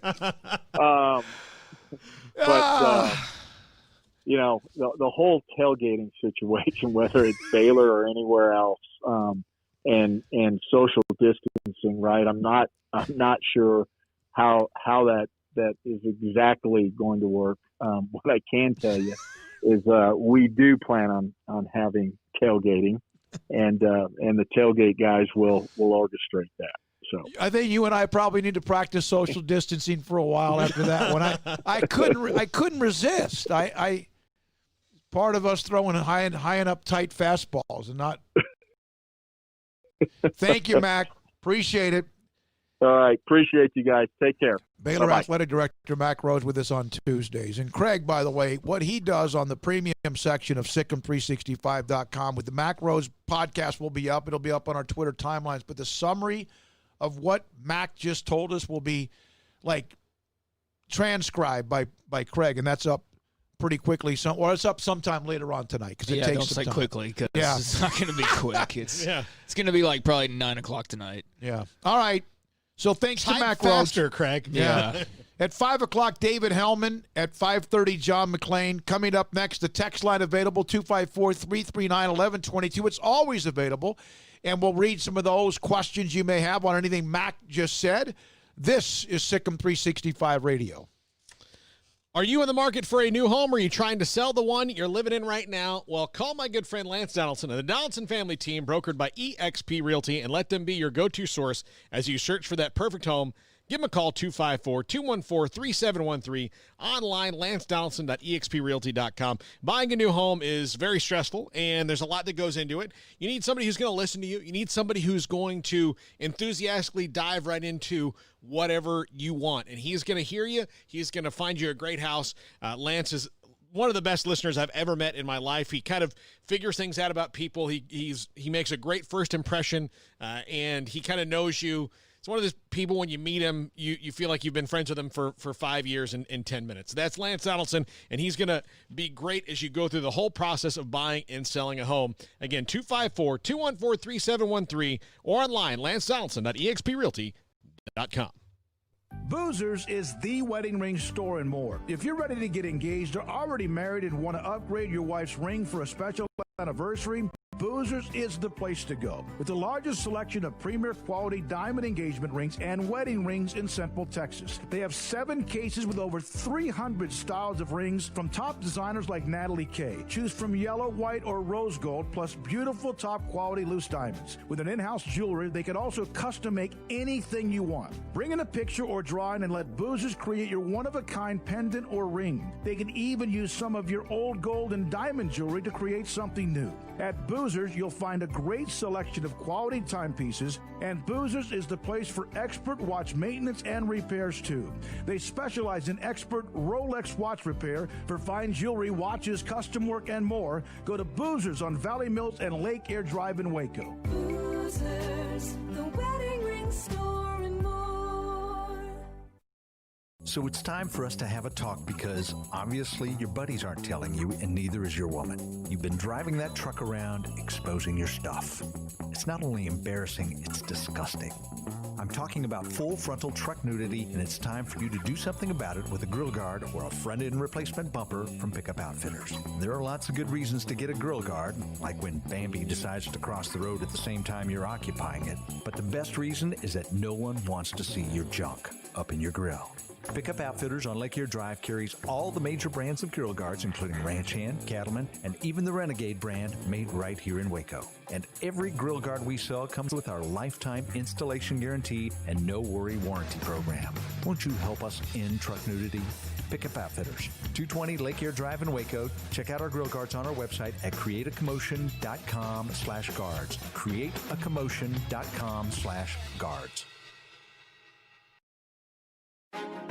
Texas Board Certified Personal Injury Trial Lawyer and Baylor alum David Willis and Baylor alum Parker Willis are ready to help if you or a loved one has been wrongfully injured in an auto accident, SUV rollover, industrial accident, 18-wheeler crash, or were seriously injured by a defective product or recall drug. Call them for a confidential and free case consultation at 1-800-GOT-HURT or visit them at texastriallawyer.com. Principal office located in Houston, Texas. How often have you said it's time to get in shape? Every day, every week, every month, maybe for as long as you can remember? How about starting today? I promise if you'll just join Waco Regional Tennis and Fitness now, you'll thank me later. Hi, this is David Smoke, offering a variety of 40 group exercise classes every single week, including boot camp on Tuesdays and Thursdays at 5:15, plus spin, body shaping, Pilates, yoga, and bar. And oh, there's a free kids club as well. Waco Regional Tennis and Fitness open Monday through Thursday, 5 to 10, Friday, 5 to 8, Saturday and Sunday, 7 to 7. And personal trainers, Christy London and Randall Corley. World-class tennis facility with pros Britt Coleman and Joe Rosa with lessons, camps, and special events. Spacious and clean workout rooms, locker room for men and women, both with a whirlpool and sauna. And now there's touchless bottle filling stations. No intimidation, tremendous camaraderie, an entirely new atmosphere. And yes, you can do this, but you have to walk through the front door. It's time to react today, not tomorrow. Waco Regional Tennis and Fitness on Lakeshore Drive in Waco. This is SicEm365 Radio. Log on to the Willis Law Firm chat room on SicEm365.com. If you miss Pat Mahomes, he joined us today at 3:30. It's a great story. It's he mentioned that Lee Steinberg. You mentioned the guy who's his partner, Paul. Chris Cabot, yeah. Chris Cabot is the one that pretty much is ramrodded this deal. I did reach out to Lee earlier today and just said, hey, I remember he was it. Right now, Drew Rosenhaus has more of the highest paid players or more clients, I think, than anybody else in the NFL. But Lee Steinberg, set the bar. And there might have been others in front of him, but he set the bar. He was show me the money. Yeah, he's the inspiration for Jerry Maguire. And he had all the dudes. I don't remember if it was all correct, his group that had Aikman and Steve Young and Drew Bledsoe and among others. I mean, he was the dude. Yeah, Marino too. Maybe probably he had all Marino. the top quarterbacks. Yeah, he was the guy, and he's kind of started to. So then he had a partner, and I can't remember his name, and they got sideways, and then Steinberg admits that he battled demons, and basically lost his business. He was an alcoholic. Yeah. Yeah. Yeah, that was. And he faced that. Yeah, and he's admitted it. He's written a book about it, and he also talked about it. He lost everything, plus the fact that he had one of his partners who wanted to, basically, I don't know if it was undermine him or they split or he took away his clients. I don't know how that worked out, but he did. And I remember, I think Gary Baxter, former Baylor corner, now a businessman in the Tyler area. Gary Baxter, I think, had Lee Steinberg. And I remember he was, though, attached to the guy that split. That was interesting. Yeah, but and here he is now, Patrick Mahomes. Yeah, and Chris Cabot's kind of now he's the rising star as it comes to it. And I do think part of it, though, with that agency is it's a little bit smaller now than it was. But, I mean, holy cow. There's going to be people that are just going to come over to them. I kind of wish Dak Prescott was over that agency. I feel like some of this might have already been done, but I don't know that for a fact. It's just I'm just spitballing on that. Yeah, Steinberg got divorced, had to file for bankruptcy, business collapsed, and was dealing with alcoholism, which was the root cause of, I'm sure, pretty much all of those things. But, that was several years ago now, and he's become a regular again on Radio Row, and, he got Patrick Mahomes, and he kind of was able to really relaunch his career by going through the Texas circuit. I mean, quite frankly, he got the Joneses, or what was it, Aaron Jones out of UTEP, who's been great for Green Bay, and Patrick. I think they were in the same class, actually. There might have been one other player that I'm missing there. But now it's gone to where he could probably just, handle Patrick's affairs and be fine year-round and not really have to worry about anybody else. But now he's got Tua Tagovailoa as a client. So, he's back amongst the top tier once again, thanks in large part to Patrick Mahomes. Yeah. I mean, you start to get the guys who are the quarterbacks, and that's where the money is. Not that there aren't running backs and others but that's who are the top 5 highest paid players in the NFL? Are they all quarterbacks? They're all quarterbacks. So you have Patrick Mahomes and Russell Wilson, Carson Wentz, Ben Roethlisberger, and Aaron Rodgers, I think. It's about to be, Deshaun Watson. And Dak Prescott. And Prescott. So, and that's just the way it's always been. Like I mentioned before, Aikman, Bledsoe, Craig, you mentioned Marino, and then also Steve Young. I don't think Marino was Steinberg, but I do remember he had all those 90s quarterbacks. It felt like that, at least back then. Maybe he was. I was trying to find some confirmation on that, but I just stopped looking after we started talking. So regardless, Lee Steinberg had a lot of great clients, reinvented or kind of took control of his life, I guess you could say. And as now, turned it into Patrick and Tua, and I'm not even sure who else is on his client list at this point. Aaron Jones, obviously, and that's pretty good. Just even those three are pretty good. Patrick by himself is pretty good. Who did you say they were? Mahomes, Tua, and who else? Aaron Jones. Okay. Yeah.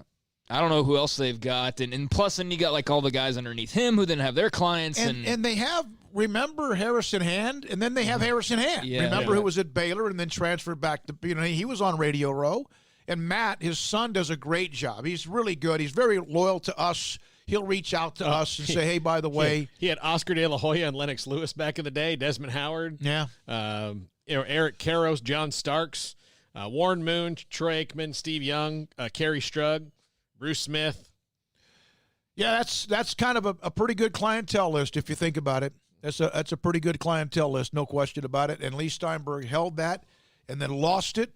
And now trying to put it all, and not trying, he's put it all back together with what he's had with the recent success and, of course, yesterday's news. How about this, that Pat tells us, and it's on the podcast all over the place on SicEm365.com, on our Twitter timelines, at Craig Smoke, at Paul Catalina, at David Smoke, at SicEm365 Radio. Is that also up on their Twitter, our Twitter page? And thanks to Deontay Epps, even though Paul doesn't like to credit him at times.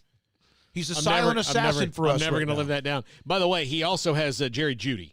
Okay. He's a pretty big one, his first-round draft pick this year. So yeah, that's a big one. Yep, he's started to get 2 big Alabama guys and Patrick, and he's off to the races. So one of the things he said, though, was this Pat called him on, what was it, Saturday night? Mm-hmm. Kind of explained the years, the dollars, and all of that that came into effect. I'm pretty sure all he had to say was $500 million, and that was plenty of Dad, how much incentive. Yeah, he didn't care about years after that, right? My problem would be is that if somebody called me up right now and offered me a bunch of money, like to do this job, like you have to, I mean, the devil's in the details. Like sometimes it's not worth it. Like kind of the way I think of it is like the American Idol contracts where like it's a great deal if you're a musician to wind up and be in the final 10 on American Idol, but then you the contract was so bad for them, they had to go through like 3 different, cycles to get out and kind of to break it out on their own. And the music business is hard enough. I wouldn't want to be one of those guys who said, okay, Paul, right now we're going to pay you $10 million a year. But yeah, like, oh wait, no, but you have to give me a kidney and all these other things. Like, oh, well, should have read the fine print. But yeah, no, you do have to know the details, but I mean, that's such a figure that, all you hear is the guaranteed money and it's like in the hundreds of millions of dollars. And I don't really care what all the other details say. You know what I mean? Like that's generational money. And I've seen baseball writers quick. No, it's not the highest contract in sports, actually. Mike Trout's got, and like whatever. I mean, here's an NFL player signing a $500 million deal. And, I just think that's awesome. And no, it's not quite the extent of Mike Trout or whatever, but he's also playing 10 times less games. So I'll take Patrick Mahomes' deal to play 16 plus and take that over Mike Trout. So that might be, I don't know, like $20-30 million. I mean, at that point, you're making so much money. That really is, like, it's one thing when somebody's got like $5 million and you go, hey, you got $5 million, you can afford to do this or that. When you got hundreds of millions of dollars, like, you can legitimately pretty much do whatever you want. That's just game-changing money. It's incredible. Yeah, if you just think about it, if the normal person that goes to work, whoever, even us in this, if all of a sudden you just had $100,000 in your pocket, and how, again, you say, well, I'll never lose it. Yeah, you will. Yeah. Well, you'll eventually lose $100,000, but you can make that last a really long time. Yeah, if just all of a sudden $100,000 in cash, and it's there, and it's yours, and you can do with it whatever you want. How do you spend it? Are you going to be smart? Even if you've been through tough times before, do you learn from that, or do you blow it quickly? And that's why you get, like, for example, it's a Edward Jones with what we have with Ben Erlinson, right? Mm-hmm. Tom Albers, Brad Wilson, Cam Heathcott. I mean, you have to have somebody that helps protect that for you. Yeah. And you don't want to be Latrell Sprewell or the countless other guys who blow through $100 million. The thing is like, okay, look, you buy yourself a house, you get yourself a car, you take care of mom and dad, aunts and uncles, you can pay for a nice vacation for everybody, but let's not get crazy. Yeah. And then you put the rest in the bank, and deal with it.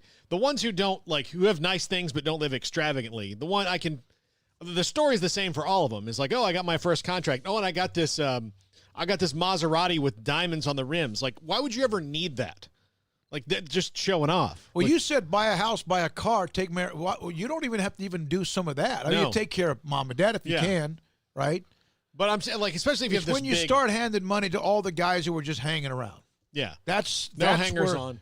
That's relatives. That's best friends from high school or whatever. That and then you hear the stories of people who you haven't seen in years. All of a sudden, like, hey, what's up, man? Yeah. Like, oh, well, that's funny how that happened. Just if out of somebody nowhere. walks up to you in the next 2 or 3 days or 5 days and asks you for money, hey, you remember that? They're not a friend. No. I don't think, but see, like, we're thinking of, like, athlete horror stories here. I have no concerns with Patrick Mahomes. He's not going to lose that money. He's not going to go bankrupt. I would be, as much as I'm unsure about pretty much everything in this world, I am probably the most sure that Patrick Mahomes will handle this well. Well, and he's not, again, what does he like to do with his free time? He's pretty much a homebody. I remember a story last year where, the season had gotten kind of a grind, towards the end, and he was just kind of keeping to himself. And it was a big deal that he went out to, like, a pizza place near his house, and, he bought pizza for the whole restaurant because nobody bothered him. Nobody made a whole big deal of it. That to me is kind of like, that encapsulates Patrick Mahomes in that he's not a big deal. Like, he's not a guy who's going to go out and, like, let's make sure to go to the club, and all that. He's just, he's business. Like, kind of like Jordan. Michael Jordan was in that regard. We watched the documentary, and it was Michael Jordan didn't go out and do anything. He just went back to the hotel room and did stuff there. And then just, but I mean, it was just, that's how it was. I mean, after the championship, he's in the hotel, like, playing on the piano in there, and not like out now. That's not like LeBron James and those guys. They bought out half of Miami when they won the first one. Now it'll be on TMZ and whatever other junk. Yeah. All right, so 5 o'clock hour, we'll have David Hellman, and I've kind of seen some of what he said about whether or not this Patrick Mahomes contract affects Dak or not. I don't think he thinks it will. That's going to be next. Then we'll have John McClain at 5:30. And then I just remember Bobby Stroop, who we had on yesterday, who knows Patrick and works out with Patrick at his APEC location, Fort Worth and Tyler. He's been working out with Charlie Brewer. Huh. Yeah, I just got that little nugget. We may want to check in on that because that's kind of a little bit of, well, that's important to us. This is SicEm365 Radio. Richard Carr, Buick GMC Cadillac. They have been grinding through the coronavirus time period just like everybody else, and they are ready to go to get you into a new car. They've got a lot of great deals going on right now, and those great deals include the line of Cadillacs, the XT4, XT5, or the 7-passenger Cadillac XT6. They are the ultimate in luxury, style, and power in a new SUV. And right now you can experience the thrill of owning the Cadillac XT4 for only $35,900 at Richard Carr Cadillac. They are overloaded with used cars and trucks, over 100 in stock. That includes over 25 used trucks in stock, all at discounted prices. They got a lot of work to do to move these pre-owned vehicles, so swing on through and grab yourself a sweet deal on this overload of used cars and trucks. Plus, they got the Buick line, like the Encores, the crossover SUV, a perfection with a quiet ride, roomy interior, safety features, and the latest tech. Right now, you can get a Buick Encore for only $19,900, a savings of $6,000 on a 2020 Encore. Great prices, free oil changes with a new purchase, and in-town priority warranty service all comes with your purchase at Richard Carr Buick GMC Cadillac. They are the people you can count on, a local family dealer run by Baylor alumni. They want the chance to earn your business. So stop by their daily disinfected showroom, see their safety-focused staff, or they can bring the test drive to your home because your comfort and safety is Richard Carr's first priority. Find them at richardcarr.com or Highway 6 at the Imperial exit. Southwest Sports Medicine and Orthopedics, the team physician of Baylor Athletics. Our doctors specialize in the diagnosis and treatment of any and all sports-related injuries, celebrating over a decade of service in Central Texas. Our doctors are equipped to handle a wide range of issues, whether it's your foot or ankle, orthopedic spine care, your hand or wrist, knee and shoulder pain, or if you're in need of our arthritis or total joint clinic. Trust the doctors that Baylor trusts. Southwest Sports Medicine and Orthopedics. Our goal is to get you back in the game. Waco's newest gym, Halo Athletic Center, 5725 Bagby Avenue, right behind Region 12 and across the highway from the Central Texas Marketplace, where motivation, inspiration, and hard work are the driving force. State-of-the-art equipment, indoor and outdoor track, locker rooms, showers, yoga and bar classes by Duality Yoga, bod pod potty composition analysis, and registered dietitians, all under one roof, where we rise above. Come join the Halo Athletic Center and be a part of the change, your change. Riverbend Liquor and Wine has their easy-to-access drive-thru open and convenient and clean in-store location on the corner of Lakeshore Drive and North 19th Street in Waco. Riverbend Liquor has the best and most extensive variety of craft beer selections in Waco, and Balcones whiskey, including single malt, hot still, baby blue, French oak, rye, and brimstone. Riverbend Liquor and Wine, family-owned and operated, and a hidden gem in Waco on Lakeshore Drive and 19th Street. And find out more on Facebook and Instagram. Do you or your kids get nervous about going to the dentist? Stonewood Dental, Dr. Steve Childress, he can help. I've spent a career taking care of patients who as children had bad experiences, and now they're adults that hate going to the dentist. If I get a kid at 3 years old and they come every 6 months and it's a happy experience, it's normal for them. Now they have an accident at 6 or 7 or 8 at school. Now they have a broken tooth or a trauma, and they have to come here. They're used to lights, they're used to water in their mouth, they're used to experience, they already trust us. It's amazing what we can do with that kid without it being a negative thing. But if I see a 6 or 7 or 8 year old that's never been to the dentist, and now they have a trauma or an unfortunate unexpected toothache, it's harder to do that for that kid and it not be somewhat of a negative experience. So bottom line is I try to teach kids and adults and teenagers and everybody the way I'd want my family treated, which is where it's a necessary part of life. You just take care of it. It doesn't have to be that big a deal. Learn more, stonewood-dental.com. How did Edward Jones become one of the biggest financial service companies in the world? By not acting that way. Financial strategies, one-on-one advice, it's a big difference. And that's why Brad Wilson, your Edward Jones financial advisor, makes sense of investing. Experience the difference for yourself. Brad Wilson, 250 Sharon Drive in Woodway, 254-776-4337. Edward Jones, member SIPC. In great times or tough times, you always feel better working with someone who's there for you. When it comes to great banking, people here count on the First National Bank of Central Texas, here to help you, your family, and your business. Personal banking via phone, desktop, tablet, and drive-through. And business banking tailored for all situations, including yours. Amazing tomorrows from the First National Bank of Central Texas. Familiar faces making local decisions. Member FDIC, Equal Housing Lender. Welcome back to SicEm365 Radio. It's time for our weekly segment with David Hellman of DallasCowboys.com. Here's Elliott on 2nd and 4. First down and more. Stays upright. Touchdown, Elliott. The 5 o'clock hour is sponsored by Edward Jones Investments with financial advisor Tom Albers, staying in touch with you and your money through these difficult and changing times. Edward Jones, making sense of investing. Here's David Smoke, Paul Catalina, and Craig Smoke. By the way, I'll have an update again on Charlie Brewer. He's doing some workouts during the week, and I'll tell you a little bit more about that in the next segment. 5:30, John McClain, Hall of Fame writer, David Hellman, DallasCowboys.com. And David, I haven't so much today, but I've kind of watched some of what you've said following the Patrick Mahomes contract. We had his father on earlier today on this show as well. Now that you've kind of dug through some of the numbers and all of what, in any way, how does that, if it does, affect the Cowboys and Dak? Yeah, I kind of talked about it yesterday, and the more I look at it, the more I feel like it doesn't do that much to change Dak's situation. I mean, for a variety of reasons. One, I mean, it's so far out of the stratosphere in terms of what Dak's deal is going to be in terms of years and money. It's unprecedented, literally, to see an NFL player, quarterback or otherwise, sign a deal like that. I mean, people called it MLB money, MLB terms. The staggering amount of guarantees. I mean, Mahomes' injury guarantee is going to be larger or close to being larger than Dak's entire deal.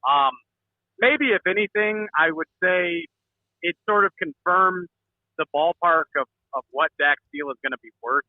It's funny to think that we were quibbling over whether Dak would hit 30 when he got his deal not that long ago, and now it's very apparent that you're talking an absolute minimum of like 34 or 35, but perhaps even more than that. And what's so bizarre about the argument, you missed it, like years and guaranteed money and all that, and Dak does not have the pelts on the wall that Mahomes does in a little bit longer amount of time, so he's not going to be able to demand that much and all that. So all that's kind of just, that's just conjecture. But this is so different in that, Dak has not asked for a long-term deal. In fact, the biggest belief, David, was that Dak doesn't want a long-term deal so he can renegotiate it later. I don't see that changing because of this. Do you?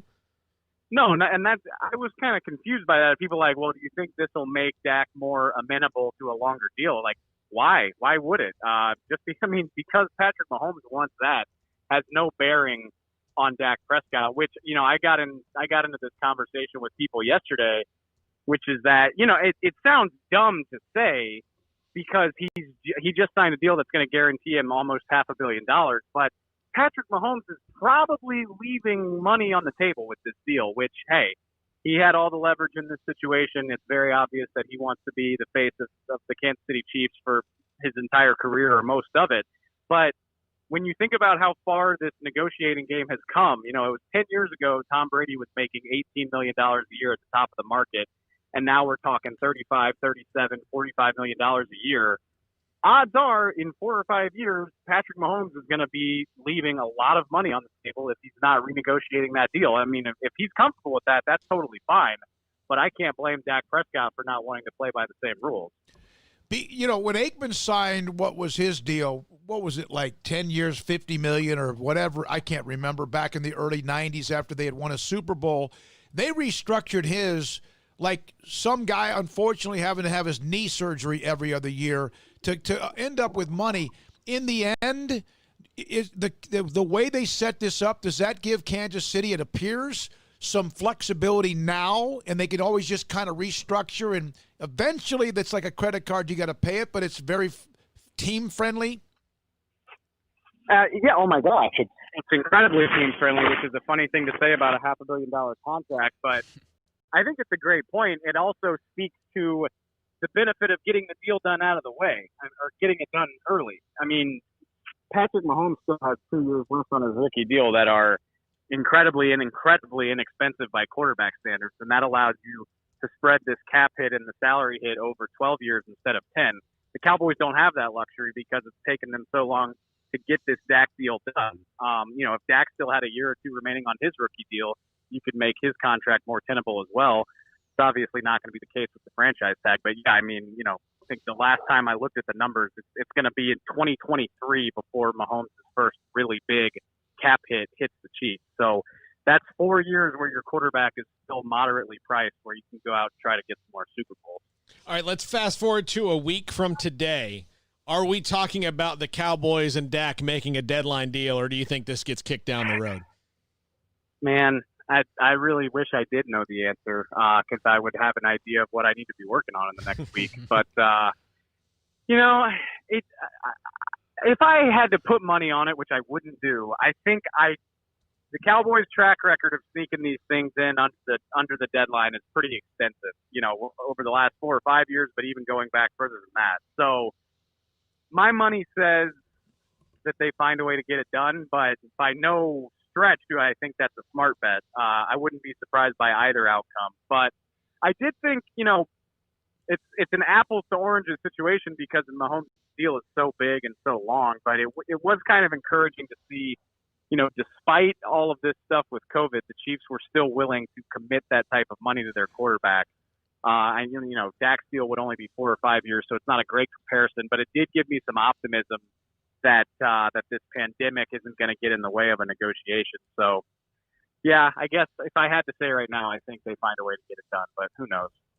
We've talked before, David, about Jerry Jones and in the light of the protest being quiet, and there have been people that have called him out on it, and most recently Dontari Poe of the Cowboys. Just curious your thoughts on his comments.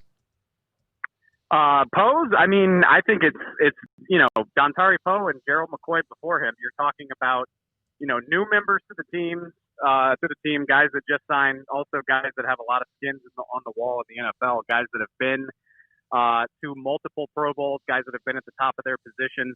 So, it's not surprising to hear them speak out. I'd be curious, I think it's a testament to how much the climate has changed even in 3 short years. I wonder if that would have happened in 2016 or 2017. But, just listening to those guys' concerns, yeah, I don't disagree. Jerry Jones is not a guy, it's very easy to find out how he feels about basically everything. And eventually that's going to be something that he's going to have to address. And I think, the fact that the pandemic is keeping us all from being together, whether it's a training camp or, off-season practices, obviously there aren't as many opportunities, but eventually that opportunity is going to present itself. And, I'm not surprised that his players are reminding him of that. Do you feel like that he's going to come up with some sort of save on this, because he is a brilliant marketing guy, that somehow or another in the end he'll come up with some idea, some promotion or campaign or whatever to kind of dampen the concerns and criticism? That's a really good point, and that's something the Cowboys have done in the past. And yes, Jerry Jones is a brilliant marketer and a brilliant business mind, so I wouldn't put it past him. But I think there's a lot of people, the George Floyd protests and all of this turmoil started on Memorial Day weekend, which was still in May, and we're already a week into July. So at this point, I think in a lot of people's minds, the damage is already done. It's been a long time that this has gone on without any sort of comment. So, he absolutely, that's possible, and it could be, it could come up with something really great. But I think there are already plenty of people that have formulated their opinion based on the fact that it's been 2 months. That's it, guys? Anything else? All right. Hey, by the way, we're going to have, obviously coverage of Dave Aranda and what he's doing and what he will do at Baylor. Gary Anderson, who was a coach at Utah State now and used to coach at Wisconsin, has coached at Aranda. We're going to start having some of the guys that he's coached with back in the day. What was your thoughts when you first heard about Baylor and hiring Aranda and the job he did at LSU, and especially how they changed almost midstream last year when the offense was getting so much attention? Yeah, I think the world of Dave Aranda, which, it's funny, Ed Orgeron, rightfully so, gets a lot of, he's this boisterous, like, Louisiana personality, and he fits the culture of the state so well. Dave Aranda is like the complete opposite of that. He coached at LSU for like 4 or 5 years, and I think I only heard him talk for 2 total minutes in that entire time. He's very serious-minded, business-like approach. Obviously, I never covered him. This is all from a fan perspective, but very about his business. And yet, despite that perceived culture clash, it never stopped him from having some really badass defenses during his time at LSU. For most of my life, LSU, or at least, in the post-Saban era, they were a 4-down lineman team. So it was really intriguing and cool to see them switch to more of a multiple front while he was there, and obviously helped them win a national title. So I got nothing but good thoughts about him, and I hope he kills it at Baylor. Thank you. That's David Hellman, DallasCowboys.com. We appreciate it on SicEm365 Radio. So let me share you a little nugget. So I did call Bobby Stroop. Charlie Brewer, about 2 or 3 times a week, is driving up to work out at the APEC facility in Fort Worth, working on, and his arm strength has improved dramatically. That was something that's been brought up. That's been brought up his entire life. Yeah. That he does not have the strongest arm. And here's a nugget. This was something that happened at the Earl Campbell Tyler Rose Award Banquet. This is through Bobby, that Charlie was there as a finalist. Yes. Bobby introduced himself. They talked for a second. Not much happened. Hey, I coach Patrick Mahomes. What's up? And then later on, there was a little nudge from even some of the Baylor coaching staff to maybe have Charlie work with APEC. Yeah, I don't know about, I'm sure that they have a great knowledge of APEC and the work that they do, because they do train so many high school athletes. Like, what people need to realize about APEC was, we were talking about it yesterday with Bobby, but it's been around a really long time now. And I remember when it started off as SAC camp. Like, before there was an APEC, there was SAC camp, speed, agility, and quickness camp. And that's what I really remember kind of being the launching point of the whole movement of this out of practice competition and training and conditioning and things like that. There was a kid named Brian Thompson who went to A&M to play linebacker. I don't know how often he even ended up seeing the field, but he was a freakazoid at Lee back in the day.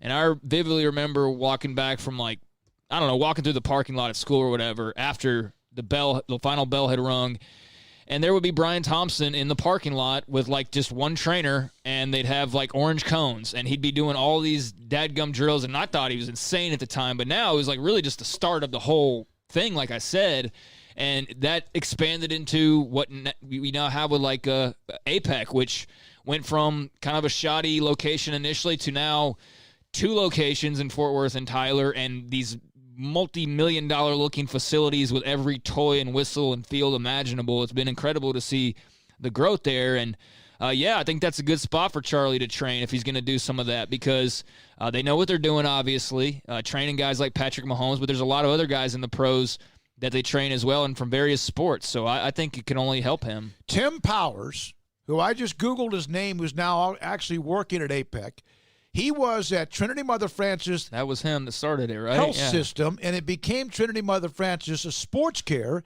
He started working out Matt Flynn. Mm-hmm. Matt Flynn was Craig played on some teams with Matt Flynn. Matt Flynn was also a dual sport guy. He could pitch. He was going to be a guy that could pitch and do all that. He gave up baseball because there was a kid, a sophomore, I think, or a freshman at the time, named Ty Wright, who ended up being a part of the Chicago Bears Cubs organization, another multi-sport star at Lee. Ty Wright had some blank in his neck. I mean, he had that it factor. Matt Flynn was bigger, better, faster. I don't know about faster, but He hooks up with Tim Powers. He starts working out with him. And the next year, he did a bootleg. I hear about how he's going to. He did a bootleg against Longview in a game and outran that defense down the sidelines for about 70 yards. That's where a lot of this started. I'm not saying in that moment, but that's what Matt Flynn and Brian Thompson, whose father passed away recently, hated that news.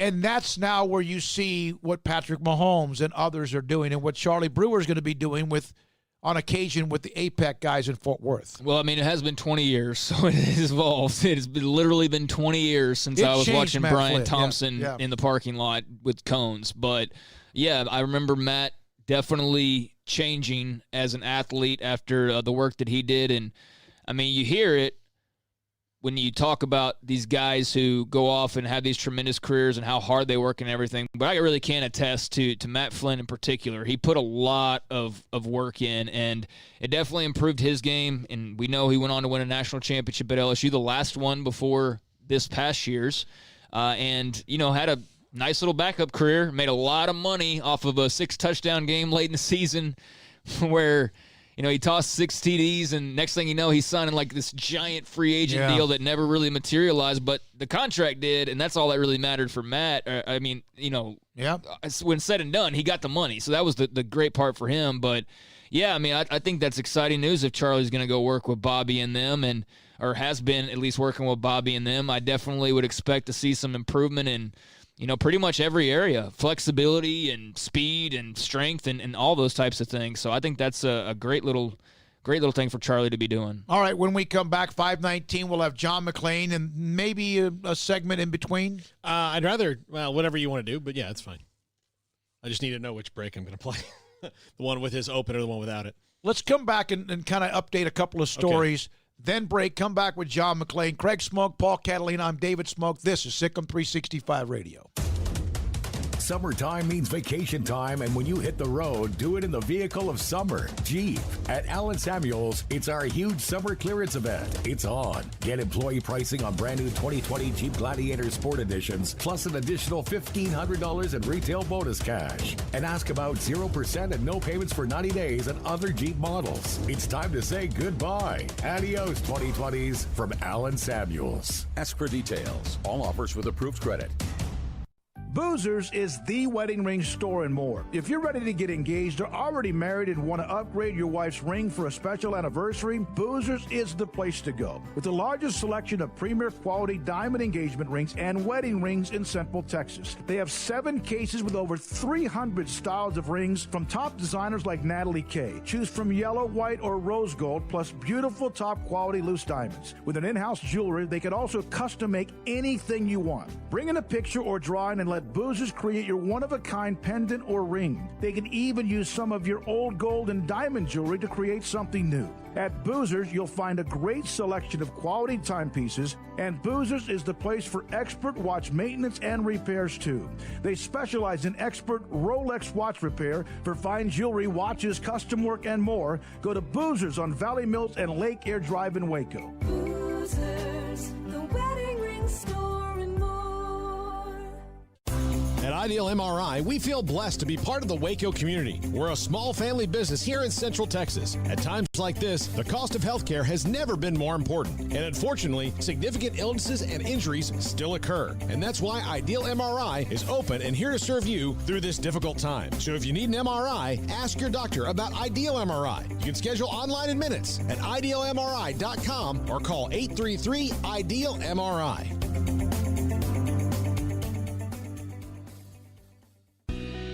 Let Camille Johnson Realtors guide you seamlessly through the process of buying your dream home or selling your current one. Commercial, farm and ranch, or residential, Camille Johnson Realtors can smoothly and successfully lead you through any transaction with a team of 24 experienced agents who are excited about serving you. Camille Johnson Realtors services the entire greater Waco area. If you're in the market to buy or sell, contact Camille Johnson Realtors, 104 Midway Center in Woodway, or find them online at www.camillejohnson.com. Camille Johnson Realtors, elegant, charming, warm. Welcome home.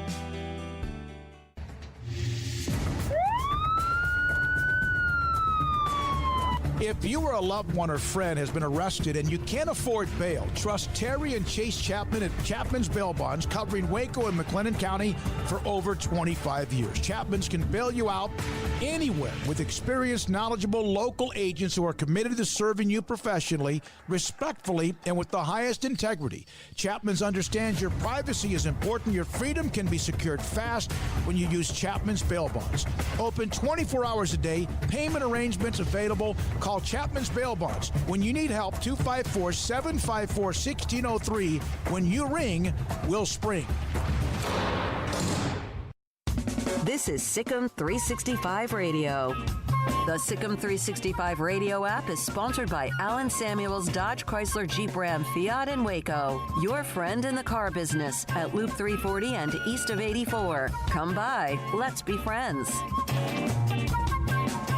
All right, so we'll have John McClain in the next segment. There hasn't been much news today when it comes to – I saw where there are now teams who are a part of the bubble. Is that correct? Teams are starting to enter the bubble in the WNBA, the NBA. Well, in the WNBA as well. They're at IMG Academy in Bradenton. Okay. And they're complaining about the laundry facilities. Yeah, there's some They're conditions. what? Yeah, so they found a mouse trap, which, look, if you've got mice, you can put out a mice trap. Mouse, it doesn't have any – like a lot of times – you can have a mouse. Like, you guys could go home right now, and you can have a mouse in your apartment. It has nothing to do with how clean it is most of the time. It just, sometimes they get it from the outside. So, so they have a mouse in the thing, and they've tweeted out some pictures and all that stuff. So that's been a whole thing about. You know what? Here's some of the things. Some of those that you hear the most about, because they do have a platform. Athletes, whatever, Hollywood actors, Hollywood in general. They live in these, not all the WNBA. I understand this is a little bit different, but they live in this, talk about a bubble. The question that needs to be asked is if the conditions are that bad, if I'm a paying customer of IMG Academy, I'd be pretty pissed off if they're legitimately that bad, which I don't think that they are. You could have somebody that lives in a mansion that has maids and service and chefs and cooks and all that, and you could have a mouse. Yeah, I mean, I think when I saw the video, I was wondering what the complaint was about. It was not like the nicest looking laundry room. It was not like what you think IMG Academy would have. It's also not like what you'd see in a crack house either. There was a mouse trap, and I guess maybe like the paint wasn't great, or what? It was just like a laundry room. It's a freaking laundry room. It's not supposed to be super nice or anything. And so I saw it, and I was just like, what in the world is the huge complaint about? And I guess I just sort of said, okay, well, I guess maybe there's a mouse problem, and I could see where that would be an issue of sorts. And I don't know, maybe it could be nicer, but, I mean, ultimately, gosh, we're complaining about laundry rooms, and it's just, I don't know. I have many other questions about IMG Academy that have nothing to do with their laundry room. And I'll tell you this, the biggest thing, I'll tell you, I went to my high school reunion a couple years ago, and we played, Bishopville, they played IMG Academy. They have two teams, the blue team and the white team. And the white team is all the kids who aren't, Kellen Mond or Jamon Osmond or those guys. Like the real students that weren't recruited to come there? Yeah. Well, I mean, they're the ones who their parents decide, I'm going to get my kid a scholarship and I'm going to pay this. And my school, which is very average, beat them up and down the field. And if I was paying $40,000 a year to go to a private school and you might get a college scholarship, I would watch that game and go, maybe I'm not spending my money productively. But that's neither here nor there. But a mousetrap, I mean, come on. Mm-hmm. Look, hey. Yeah, well, I'm looking at the video again. The floor is dirty. There's a mousetrap. I mean, again, it's not that nice, but... Where are they at? They're in ING? In the dorms, in the dorms at ING. So there's a worm on the floor apparently, and now Stephen A. and several NBA stars are all complaining that they don't have nicer amenities, which, I mean, tell me how the WNBA expects to have the same exact amenities as the NBA players, given what they bring in. You know what? I'm not saying treat them like dirt because of the fact that they don't bring in as much money as the NBA does, but, I mean, I'm not shocked to see there's a disparity between the two leagues as far as their accommodations goes. No, I mean... You don't need to have them in something that's rat-infested and bugs all over the place and all of that.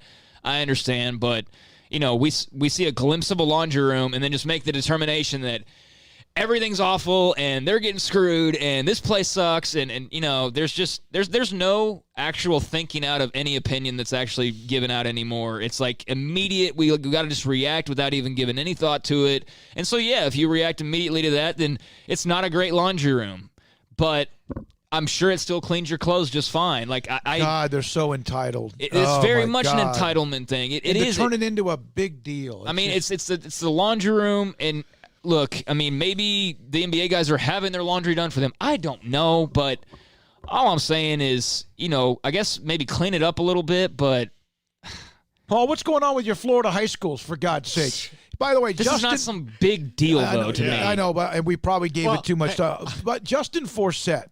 He's a former player. Wasn't he at, was it Notre Dame? Where did he play high school or college? Pittsburgh? I want to say USC. Yeah. Who? Justin Forsett. He played at Cal. At Cal, Oh, okay. Right. He's got a video. This is, again, after today's news on the Mahomes contract, he misspelled Mahomes. We are only training up quarterback QB1s in this household from now on. No-look passes only. He's got a son trying to throw a pass, and it's going all over the place. I love that. That's just kind of. You want to talk about entitlement? I'm sorry, I got to go back to this. So a link that was at least via Yahoo, a link to if you like this, maybe you'll like this. The laundry room thing is an article about the MLS players who complained like a week ago about the food not being what they wanted in Orlando. So we are speaking of entitlement when people are complaining about dirty laundry rooms and the meals not being good enough. And you know what the meal was? It doesn't look great, but it's a sandwich, like a normal sandwich, and a banana, and like some sort of a side in a brown paper bag or a brown box. So, unless they were promised like lobster rolls and things like that, I'm not sure what the big complaint is, but this is what the average Joe eats on a daily basis. You don't get catered food all the time. Like, you talk about not living in reality when people are losing jobs left and right. Screw you, MLS. Screw you, WNBA, for complaining about. Everybody complains. Everybody wants, and they can do it because then everyone jumps on it. We're saying, getting into the Twitter thing again. You care way too much about that. No, I'm talking about the coverage. We're talking about it now because it makes me sick to my stomach. Yeah. It's my God. Yeah, how many of those people, look, the ML, are they paying that? Like, they have a right to say, hey, we'd like some better food, but they're not paying for it, right? The food's not coming out of their pay at this MLS restart tournament, so they're not, if they're paying, $20 a day for food or whatever it is, $100 a day for food, and they're getting a sandwich and chips, I'd be like, well, let's maybe bump that up a little bit, but that's not what's going on there. Yeah, I'm seeing the list they gave them of what they were supposed to have, and it definitely sounds way more extravagant than what they got. But I'm telling you, the picture I saw was like an average real person's typical brown bag lunch minus like a dessert and chips. But it's a banana and a regular old sandwich and like some type of a side. So I guess when you're used to having, Southern style chicken and organic rice pilaf and roasted broccoli with pecans cupcake like is listed on here, then it's not what you were expecting, but my gosh, talk about being spoiled. When we come back, John McClain, his thoughts about Patrick Mahomes and much more and how it affects Deshaun Watson. We've talked about Dak with David Hellman. John McClain next on SicEm365 Radio. One size fits all. That may be all right for an adjustable belt or cheap sunglasses, but when it comes to your financial needs, no one wants a one-size-fits-all strategy. Ben Erlinson, your Edward Jones financial advisor, knows that his most important goals are yours. That's why he takes the time to understand your needs, knowing you. That's how Edward Jones makes sense of investing. Ben Erlinson, 100 North 6th Street in Waco, 254-759-8533. Edward Jones, member SIPC. What are you supposed to do when you pull up behind a truck that doesn't even have a hitch? It's like looking at plumber's crack. Do you cover your kids' eyes, look away, and switch radio stations? Hi, Jay here from Pickup Outfitters, asking for your help to end this embarrassing form of truck nudity. If you have a truck, at some point you need to pull something. It could be a trailer to haul stuff off to the dump, maybe a jet ski, a boat, an RV, a horse trailer, even just a bike rack. The point is, put a hitch on your truck's backside. And at Pickup Outfitters, we actually install more hitches than anything else. Whether it's a receiver hitch, a gooseneck, or a fifth wheel, we'll cover your aspirations to not drive a nude truck. And all hitches are covered by the Pickup Outfitters Lifetime Installation Guarantee. So cover your rear end with a new hitch from Pickup Outfitters on Lake Erie Drive in Waco, where we're fighting to end truck nudity in Central Texas. Check them out on our website at createacommotion.com/hitches. Hey, this is Bryce Petty, former starting quarterback and two-time Big 12 champion, and I know firsthand the importance of being in top shape both on and off the field. So listen up, men. If you're feeling beat down day in and day out and looking for that high-performance edge that separates the men from the boys, then look no further than the Petty Clinic Low T in Waco. Petty Clinic is a comprehensive men's healthcare clinic with an atmosphere catering to men. Board-certified Dr. Kent Petty has a special interest in offering the highest quality medical care to men of all ages. Some of the services offered include screening and treatment for low testosterone or thyroid, infertility, high blood pressure, diabetes, high cholesterol, sleep apnea, while offering comprehensive wellness exams and complete men's health lab panels. High performance men, remember, it's not just a Petty thing. This is Bryce Petty, encouraging you to reach out and Google search Petty Clinic Low T or go to pettycliniclowt.com and get your complimentary lab screening today. Time to fire up the grill, heat up the oven, or get that deep fryer going to enjoy the top quality products at Waco Custom Marketplace. And order 30-pound bags of live crawfish by noon on Thursday and pick up on Friday to enjoy the weekend. Live crawfish available right now. And Waco Custom Marketplace doors are open for business Monday through Friday from 9 to 6, Saturday 10 to 5. And crawfish boil boxes available as well. Make your order for live crawfish by noon on Thursday. Pick up on Friday for the weekend. Waco Custom Marketplace, your home for fresh kolaches, cinnamon rolls, and baked bread daily. Butcher shop to cut your steaks the way you want. Fresh seafood, summer sausage, boudin, and house-cured and smoked bacon. Spices, seasoning, soup mixes, charcoal, and lighter fluid. Waco Custom Marketplace, doors open Monday through Friday, 9 to 6, Saturday 10 to 5, 425 Lake Erie Drive or WacoCustomMarketplace.com.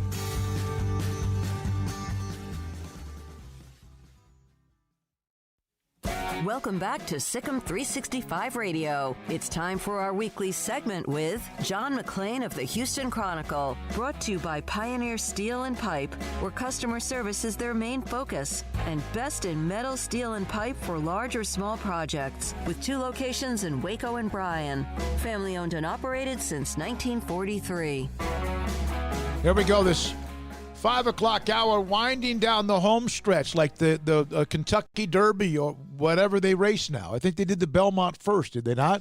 Yeah, I think so, yeah. And so John McClain, Houston Chronicle Hall of Fame writer. Well, John, we had Pat Mahomes on earlier today. Obviously, the contract of Patrick Mahomes yesterday was a huge story. Your thoughts about it? How does it affect Deshaun Watson in any way? It has no effect whatsoever on Deshaun Watson because no other player, any player I've ever seen is going to be tied to one team for 12 years. And in Mahomes' deal, of course, it's 12 years, $39.8 million. It includes the 2 years he had left on his extension, 10 years, $450 million in new money. But he'll never get through half of this contract before it'll be redone because the Chiefs are fair and it'll be obsolete after about another 5 years. Look back 5 years, what the top contracts were for quarterbacks then. With a new TV deal coming, new streaming rights, there's no telling how much once they get past COVID-19 that the salary cap's going to go up. It's a good deal for Mahomes. It's a great deal for the Chiefs not to have to worry unless they want to for their best player for 12 years. Watson wants a 3-year deal. Texans want a 5. They'll probably settle for 4. It'll be tacked on to the last 2 years of his contract. It'll average $40 million a year, and then they'll redo it with a year left and maybe with 2 years left. And then this time next year, Lamar Jackson will pass both of them in average per year. It's all about the guarantees, and it's all about how much you get in the first 3 years. And because Mahomes has to stick with his next 2 years, over 3 years, he'll make as much as Teddy Bridgewater. Over the first 4 years, he'll make less than Ryan Tannehill, and Tannehill will be unrestricted. Mahomes will still owe him 8 years. But still, he's happy with it. That's all that matters. And the Chiefs are happy with it because they're not going to have cap problems for about 3 years. And so that means they can still be the favorite to win the Super Bowl for the next 2 at the least. Yeah, John, I kind of agree with you. I don't see a wave of people all of a sudden asking for 10-year deals. Well, Drew Bledsoe had one. Brett Favre had one. Donovan McNabb had a 12-year deal. None of those players got even close to the end of those deals because they were either cut or they were redone. And Mahomes' case, it's hard to imagine him being cut, but a lot of things could happen over 12 years. And if they wanted to cut him, that'd be up to them. The Chiefs hold all the cards right now when it comes to Patrick Mahomes and Watson and then Lamar Jackson next year. And then Russell Wilson's going to need a redo coming up next year. They want short-term deals. I think the contract that Watson signs, I think it'll be before regular season begins. And I think it'll be like the second of 4 or 5 he signs with the Texans. John, this just came out a little while ago, so I'm not sure if you had an opportunity to read it yet, but have you heard anything about the NFLPA telling the NFL about player salaries being held in escrow or proposed player salaries? Have you heard anything about that? Yeah, they want to hold back 35%. We knew it was coming. The owners are going to lose money. When they lose money, the players are going to lose money. I wrote a column today that is on our sports website, Texas Sports Nation, about all the things teams do not know right now. The Texans, rookies and quarterbacks report July 20th, the full team July 25th. Ordinarily, they'd have full squad workouts on the 26th. Now they're probably going to be doing testing. The testing is a joke in baseball and maybe basketball. They don't know right now roster sizes when they go to camp. Rosters are supposed to be 90. The league wants 80. The players want 60. Either way you look at it, players are going to be cut who receive signing bonus money without ever meeting their coaches or teammates in person. And there's going to be a lot of them on the street. And we're headed to the unknown. They don't know roster sizes. Union doesn't want to play any preseason games. NFL wants to play 2. They don't know if you test positive, what the salary cap implications, the roster implications. There's just so many things the NFL should have had ironed out by now, and they don't. So when do they have, is there a drop dead date to get these things checked off? It seems like to me that shouldn't take long. They also don't have an opt-out clause like they do for baseball and basketball. And but I do know this, if you opt out for playing NFL, you're not going to get paid. I can tell you that right now. So I don't think there will be many. But when they report for training camp, it's amazing, I think, how many of them will test positive because a lot of them haven't been practicing social distancing and wearing masks over the last few months. The drop dead date is they're determined to start the season on time. Now, they have contingencies if all of a sudden they play a game and then a bunch of players test positive because they were bleeding on each other and sweating on each other and doing everything you're not supposed to do for 6 weeks. There's another thing that the players want. You can't have more than 15 players at a time on the practice field. Well, how do you practice if you do that?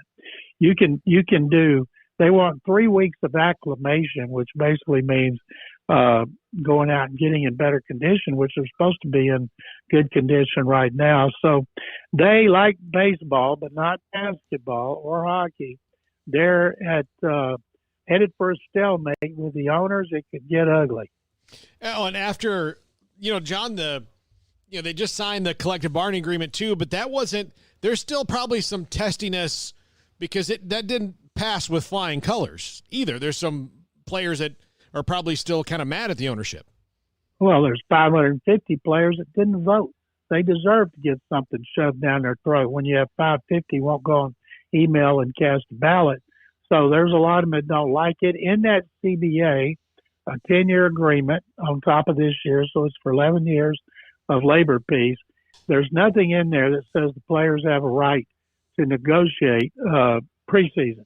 So whatever the owners decide they're going to do, they want 2 games because of roster, the way it impacts the roster, but also they want to know what happens when they play a game. Do 20 guys test positive afterward? If you wait till the start of regular season, you play a game and both teams have 20 players test positive, that disastrous. That's catastrophe. So that's why they want to do it. So it's negotiations between the players and owners. It has not gotten ugly yet like baseball did. But no matter what happens in these negotiations for this season, it's not going to impact the collective bargaining agreement. And I think no matter how many players test positive, if you can put 22 on the field, they will play the games because everybody wants to get paid. Yeah, and I want to make sure, because, Craig, you kind of brought this up, but did you bring up the 35% escrow? Okay, that's crazy. There's no way the players are going to want that. There's no way. Well, no, they don't want it. Baseball players didn't want to take prorated salaries either.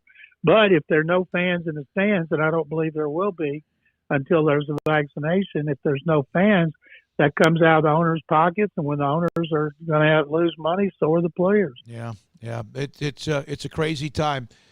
When you heard the years and the number, when you heard the Patrick Mahomes contract, what was your first reaction? I was shocked that a player would agree to a contract that long and agree to stay with a team that long. And I thought, man, that is great for the Chiefs. They do not have to worry about a quarterback who can be one of the all-time greats, and they do not have to worry about a contract issue with him. So that's the first thing I thought about. What do you think happens with Deshaun Jackson, if anything? I tell you what, it is amazing what he said, and now he's backpedaling like Deion Sanders. Once his team got to him, he needs education. He's 33 years old. He's a grown man, and I think it is just preposterous that players have not lambasted him like they have done so many other people. I'd like to find one player who's blasted him for what he put out there about Jewish people and Hitler. I haven't seen anything at all. In fact, I was just talking. We won't. And in fact, the trending, it was interesting because he was trending throughout the day. Then all of a sudden now Riley Cooper's trending. It's 5 years ago. Yeah, and his name's being brought up for obvious reasons, but still. Riley Cooper was eviscerated nationally, just torn to pieces, and then he went and he apologized and he ended up getting a new contract. If Riley Cooper played today and he did that, he'd be out of the league right now. Yep, I agree. All right, anything else? Thank you, John. We appreciate it, buddy. Thank you, guys. SicEm. That's John McClain, Hall of Fame writer for the Houston Chronicle, with us on SicEm365 Radio. When we come back, we wrap it up with a couple of more notes. Plus, we'll go back to the text line, 254-339-1122, if you'd like to drop in and your thoughts about Deshaun Jackson and what was said and what is the reaction or what has been the reaction or your thoughts. That plus much more. This is SicEm365 Radio. How often have you said it's time to get in shape every day, every week, every month, maybe for as long as you can remember? How about starting today? I promise if you'll just join Waco Regional Tennis and Fitness now, you'll thank me later. Hi, this is David Smoke, offering a variety of 40 group exercise classes every single week, including boot camp on Tuesdays and Thursdays at 5:15, plus spin, body shaping, Pilates, yoga, and bar. And there's a free kids club as well. Waco Regional Tennis and Fitness open Monday through Thursday, 5 to 10, Friday, 5 to 8, Saturday and Sunday, 7 to 7. And personal trainers, Christy London and Randall Corley. World-class tennis facility with pros Britt Coleman and Joe Rosa with lessons, camps, and special events. Spacious and clean workout rooms, locker room for men and women, both with a whirlpool and sauna. And now there's touchless bottle filling stations. No intimidation, tremendous camaraderie, an entirely new atmosphere. And yes, you can do this, but you have to walk through the front door. It's time to react today, not tomorrow. Waco Regional Tennis and Fitness on Lakeshore Drive in Waco. In the market for a quality metal building? Since 1943, Pioneer Steel and Pipe has helped Central Texas residential and commercial customers with metal building design, panel options, building components, and trim options. Pioneer Steel and Pipe's residential line is energy efficient, offers low maintenance, reduces insurance payments, is impact resistant, and carries up to a 45-year limited warranty. In addition, they can also help you find a metal building contractor for your project. Pioneer Steel and Pipe with locations in Waco and Bryan and at pioneersboys.com.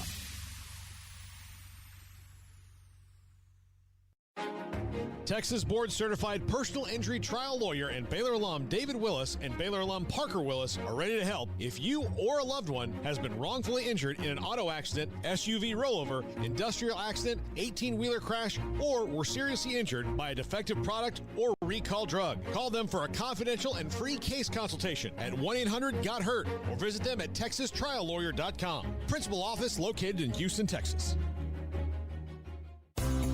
At Ideal MRI, we feel blessed to be a part of the Waco community. We're a small family business right here in Central Texas, and our goal is to bring down the cost of healthcare while maintaining high quality. At times like this, the cost of healthcare has never been more important, and unfortunately, significant illnesses and injuries still occur. That's why Ideal MRI is open and here to serve you through the difficult time. We offer premium MRIs just like a hospital with state-of-the-art technology and specialists, but you'll pay less. Sometimes thousands of dollars less, whether you're using insurance or not. At Ideal MRI, we accept most insurance and there are no hidden costs, even offering financing if that's needed. Everything included in the price, and you'll not get something as a surprise in the mail later on. If you need an MRI, ask your doctor about Ideal MRI. They'll know. You can schedule an appointment safely from home online in minutes at idealmri.com or give us a call, 833-IDEAL-MRI, idealmri.com.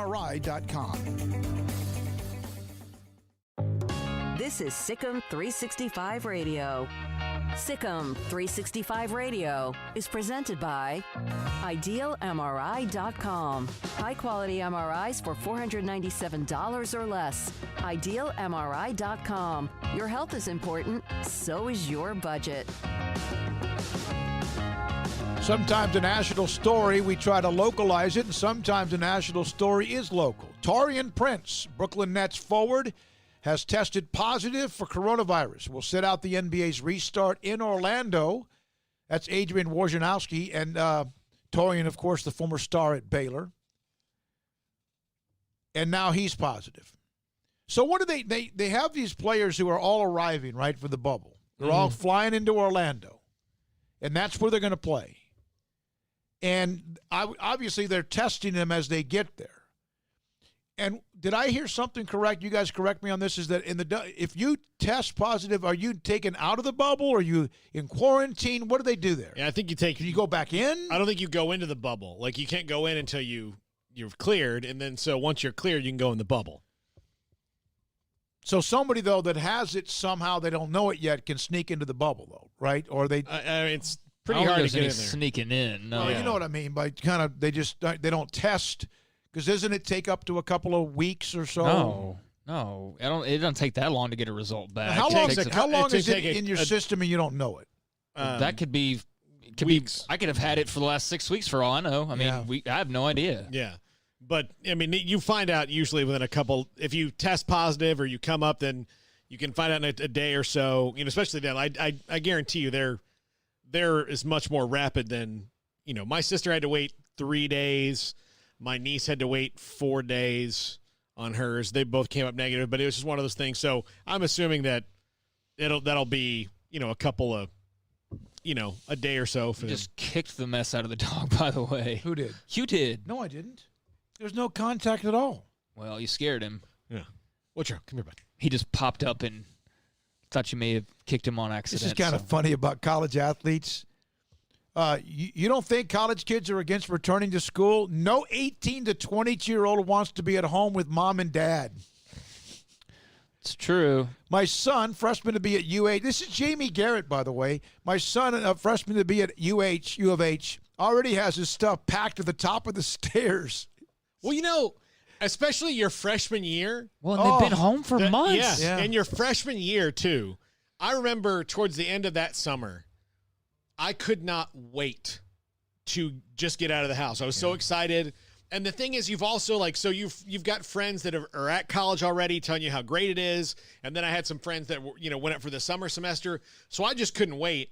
And I remember the most awkward day of my entire life was the range of emotions you go through when your parents drop you off at the dorm and then leave and go home. And so, I know you've experienced this on both angles as a student and as a parent, but I remember being mad at my parents for most of the day and please stop embarrassing me.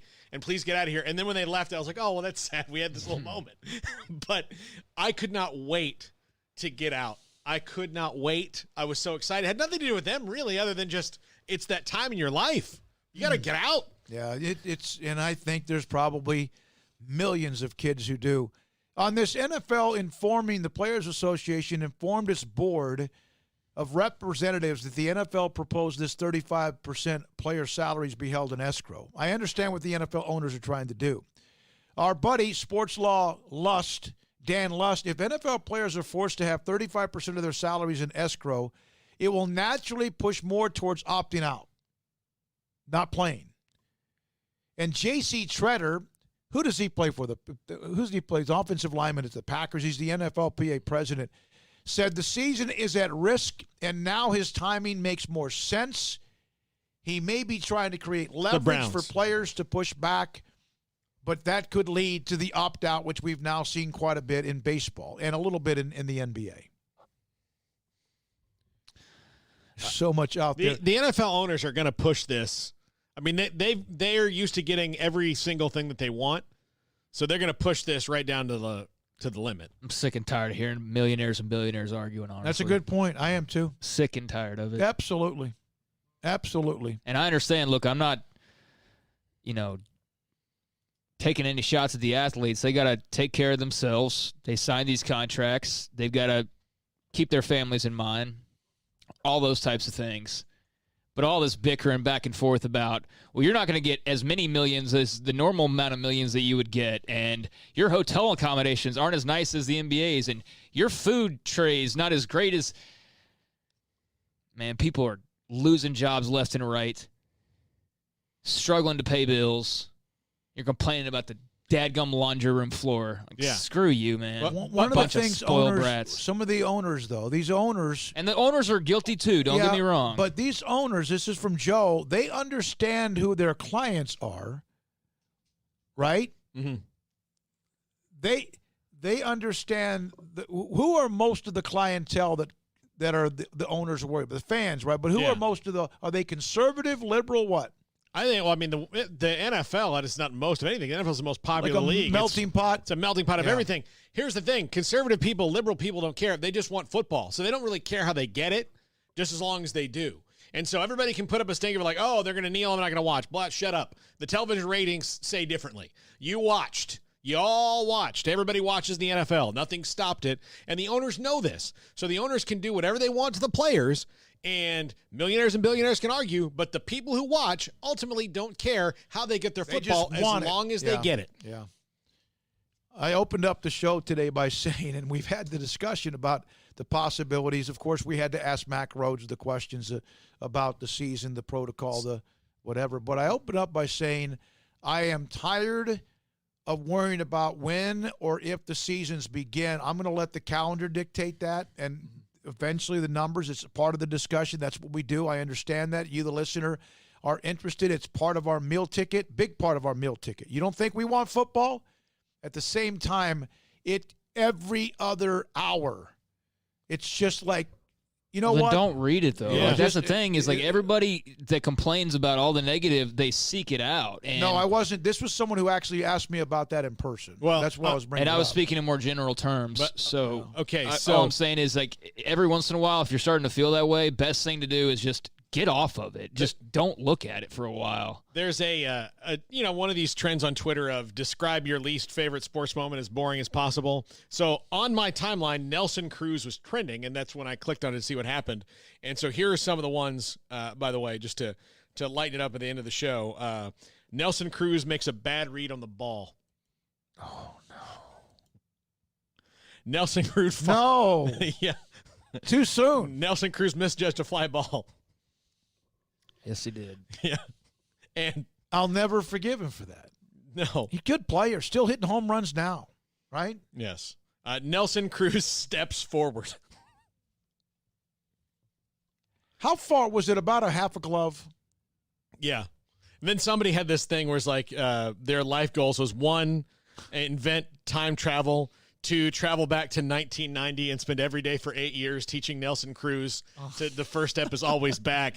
Number 3, win the World Series. Number 4, David Freese can suck it. Well, according to some, it wasn't Nelson Cruz's fault, which I'll still never understand that when it's a routine catch that you're making. It's Nefty Flea's fault for some reason for some people because, he gave up the pitch that, stayed in the ballpark and was very catchable to win the World Series. It was his fault that after that didn't happen, everything fell apart. Hey, no. I learned from Bull Durham, don't try to strike everybody out. Strikeouts are boring besides that they're fast. Just catch the ball and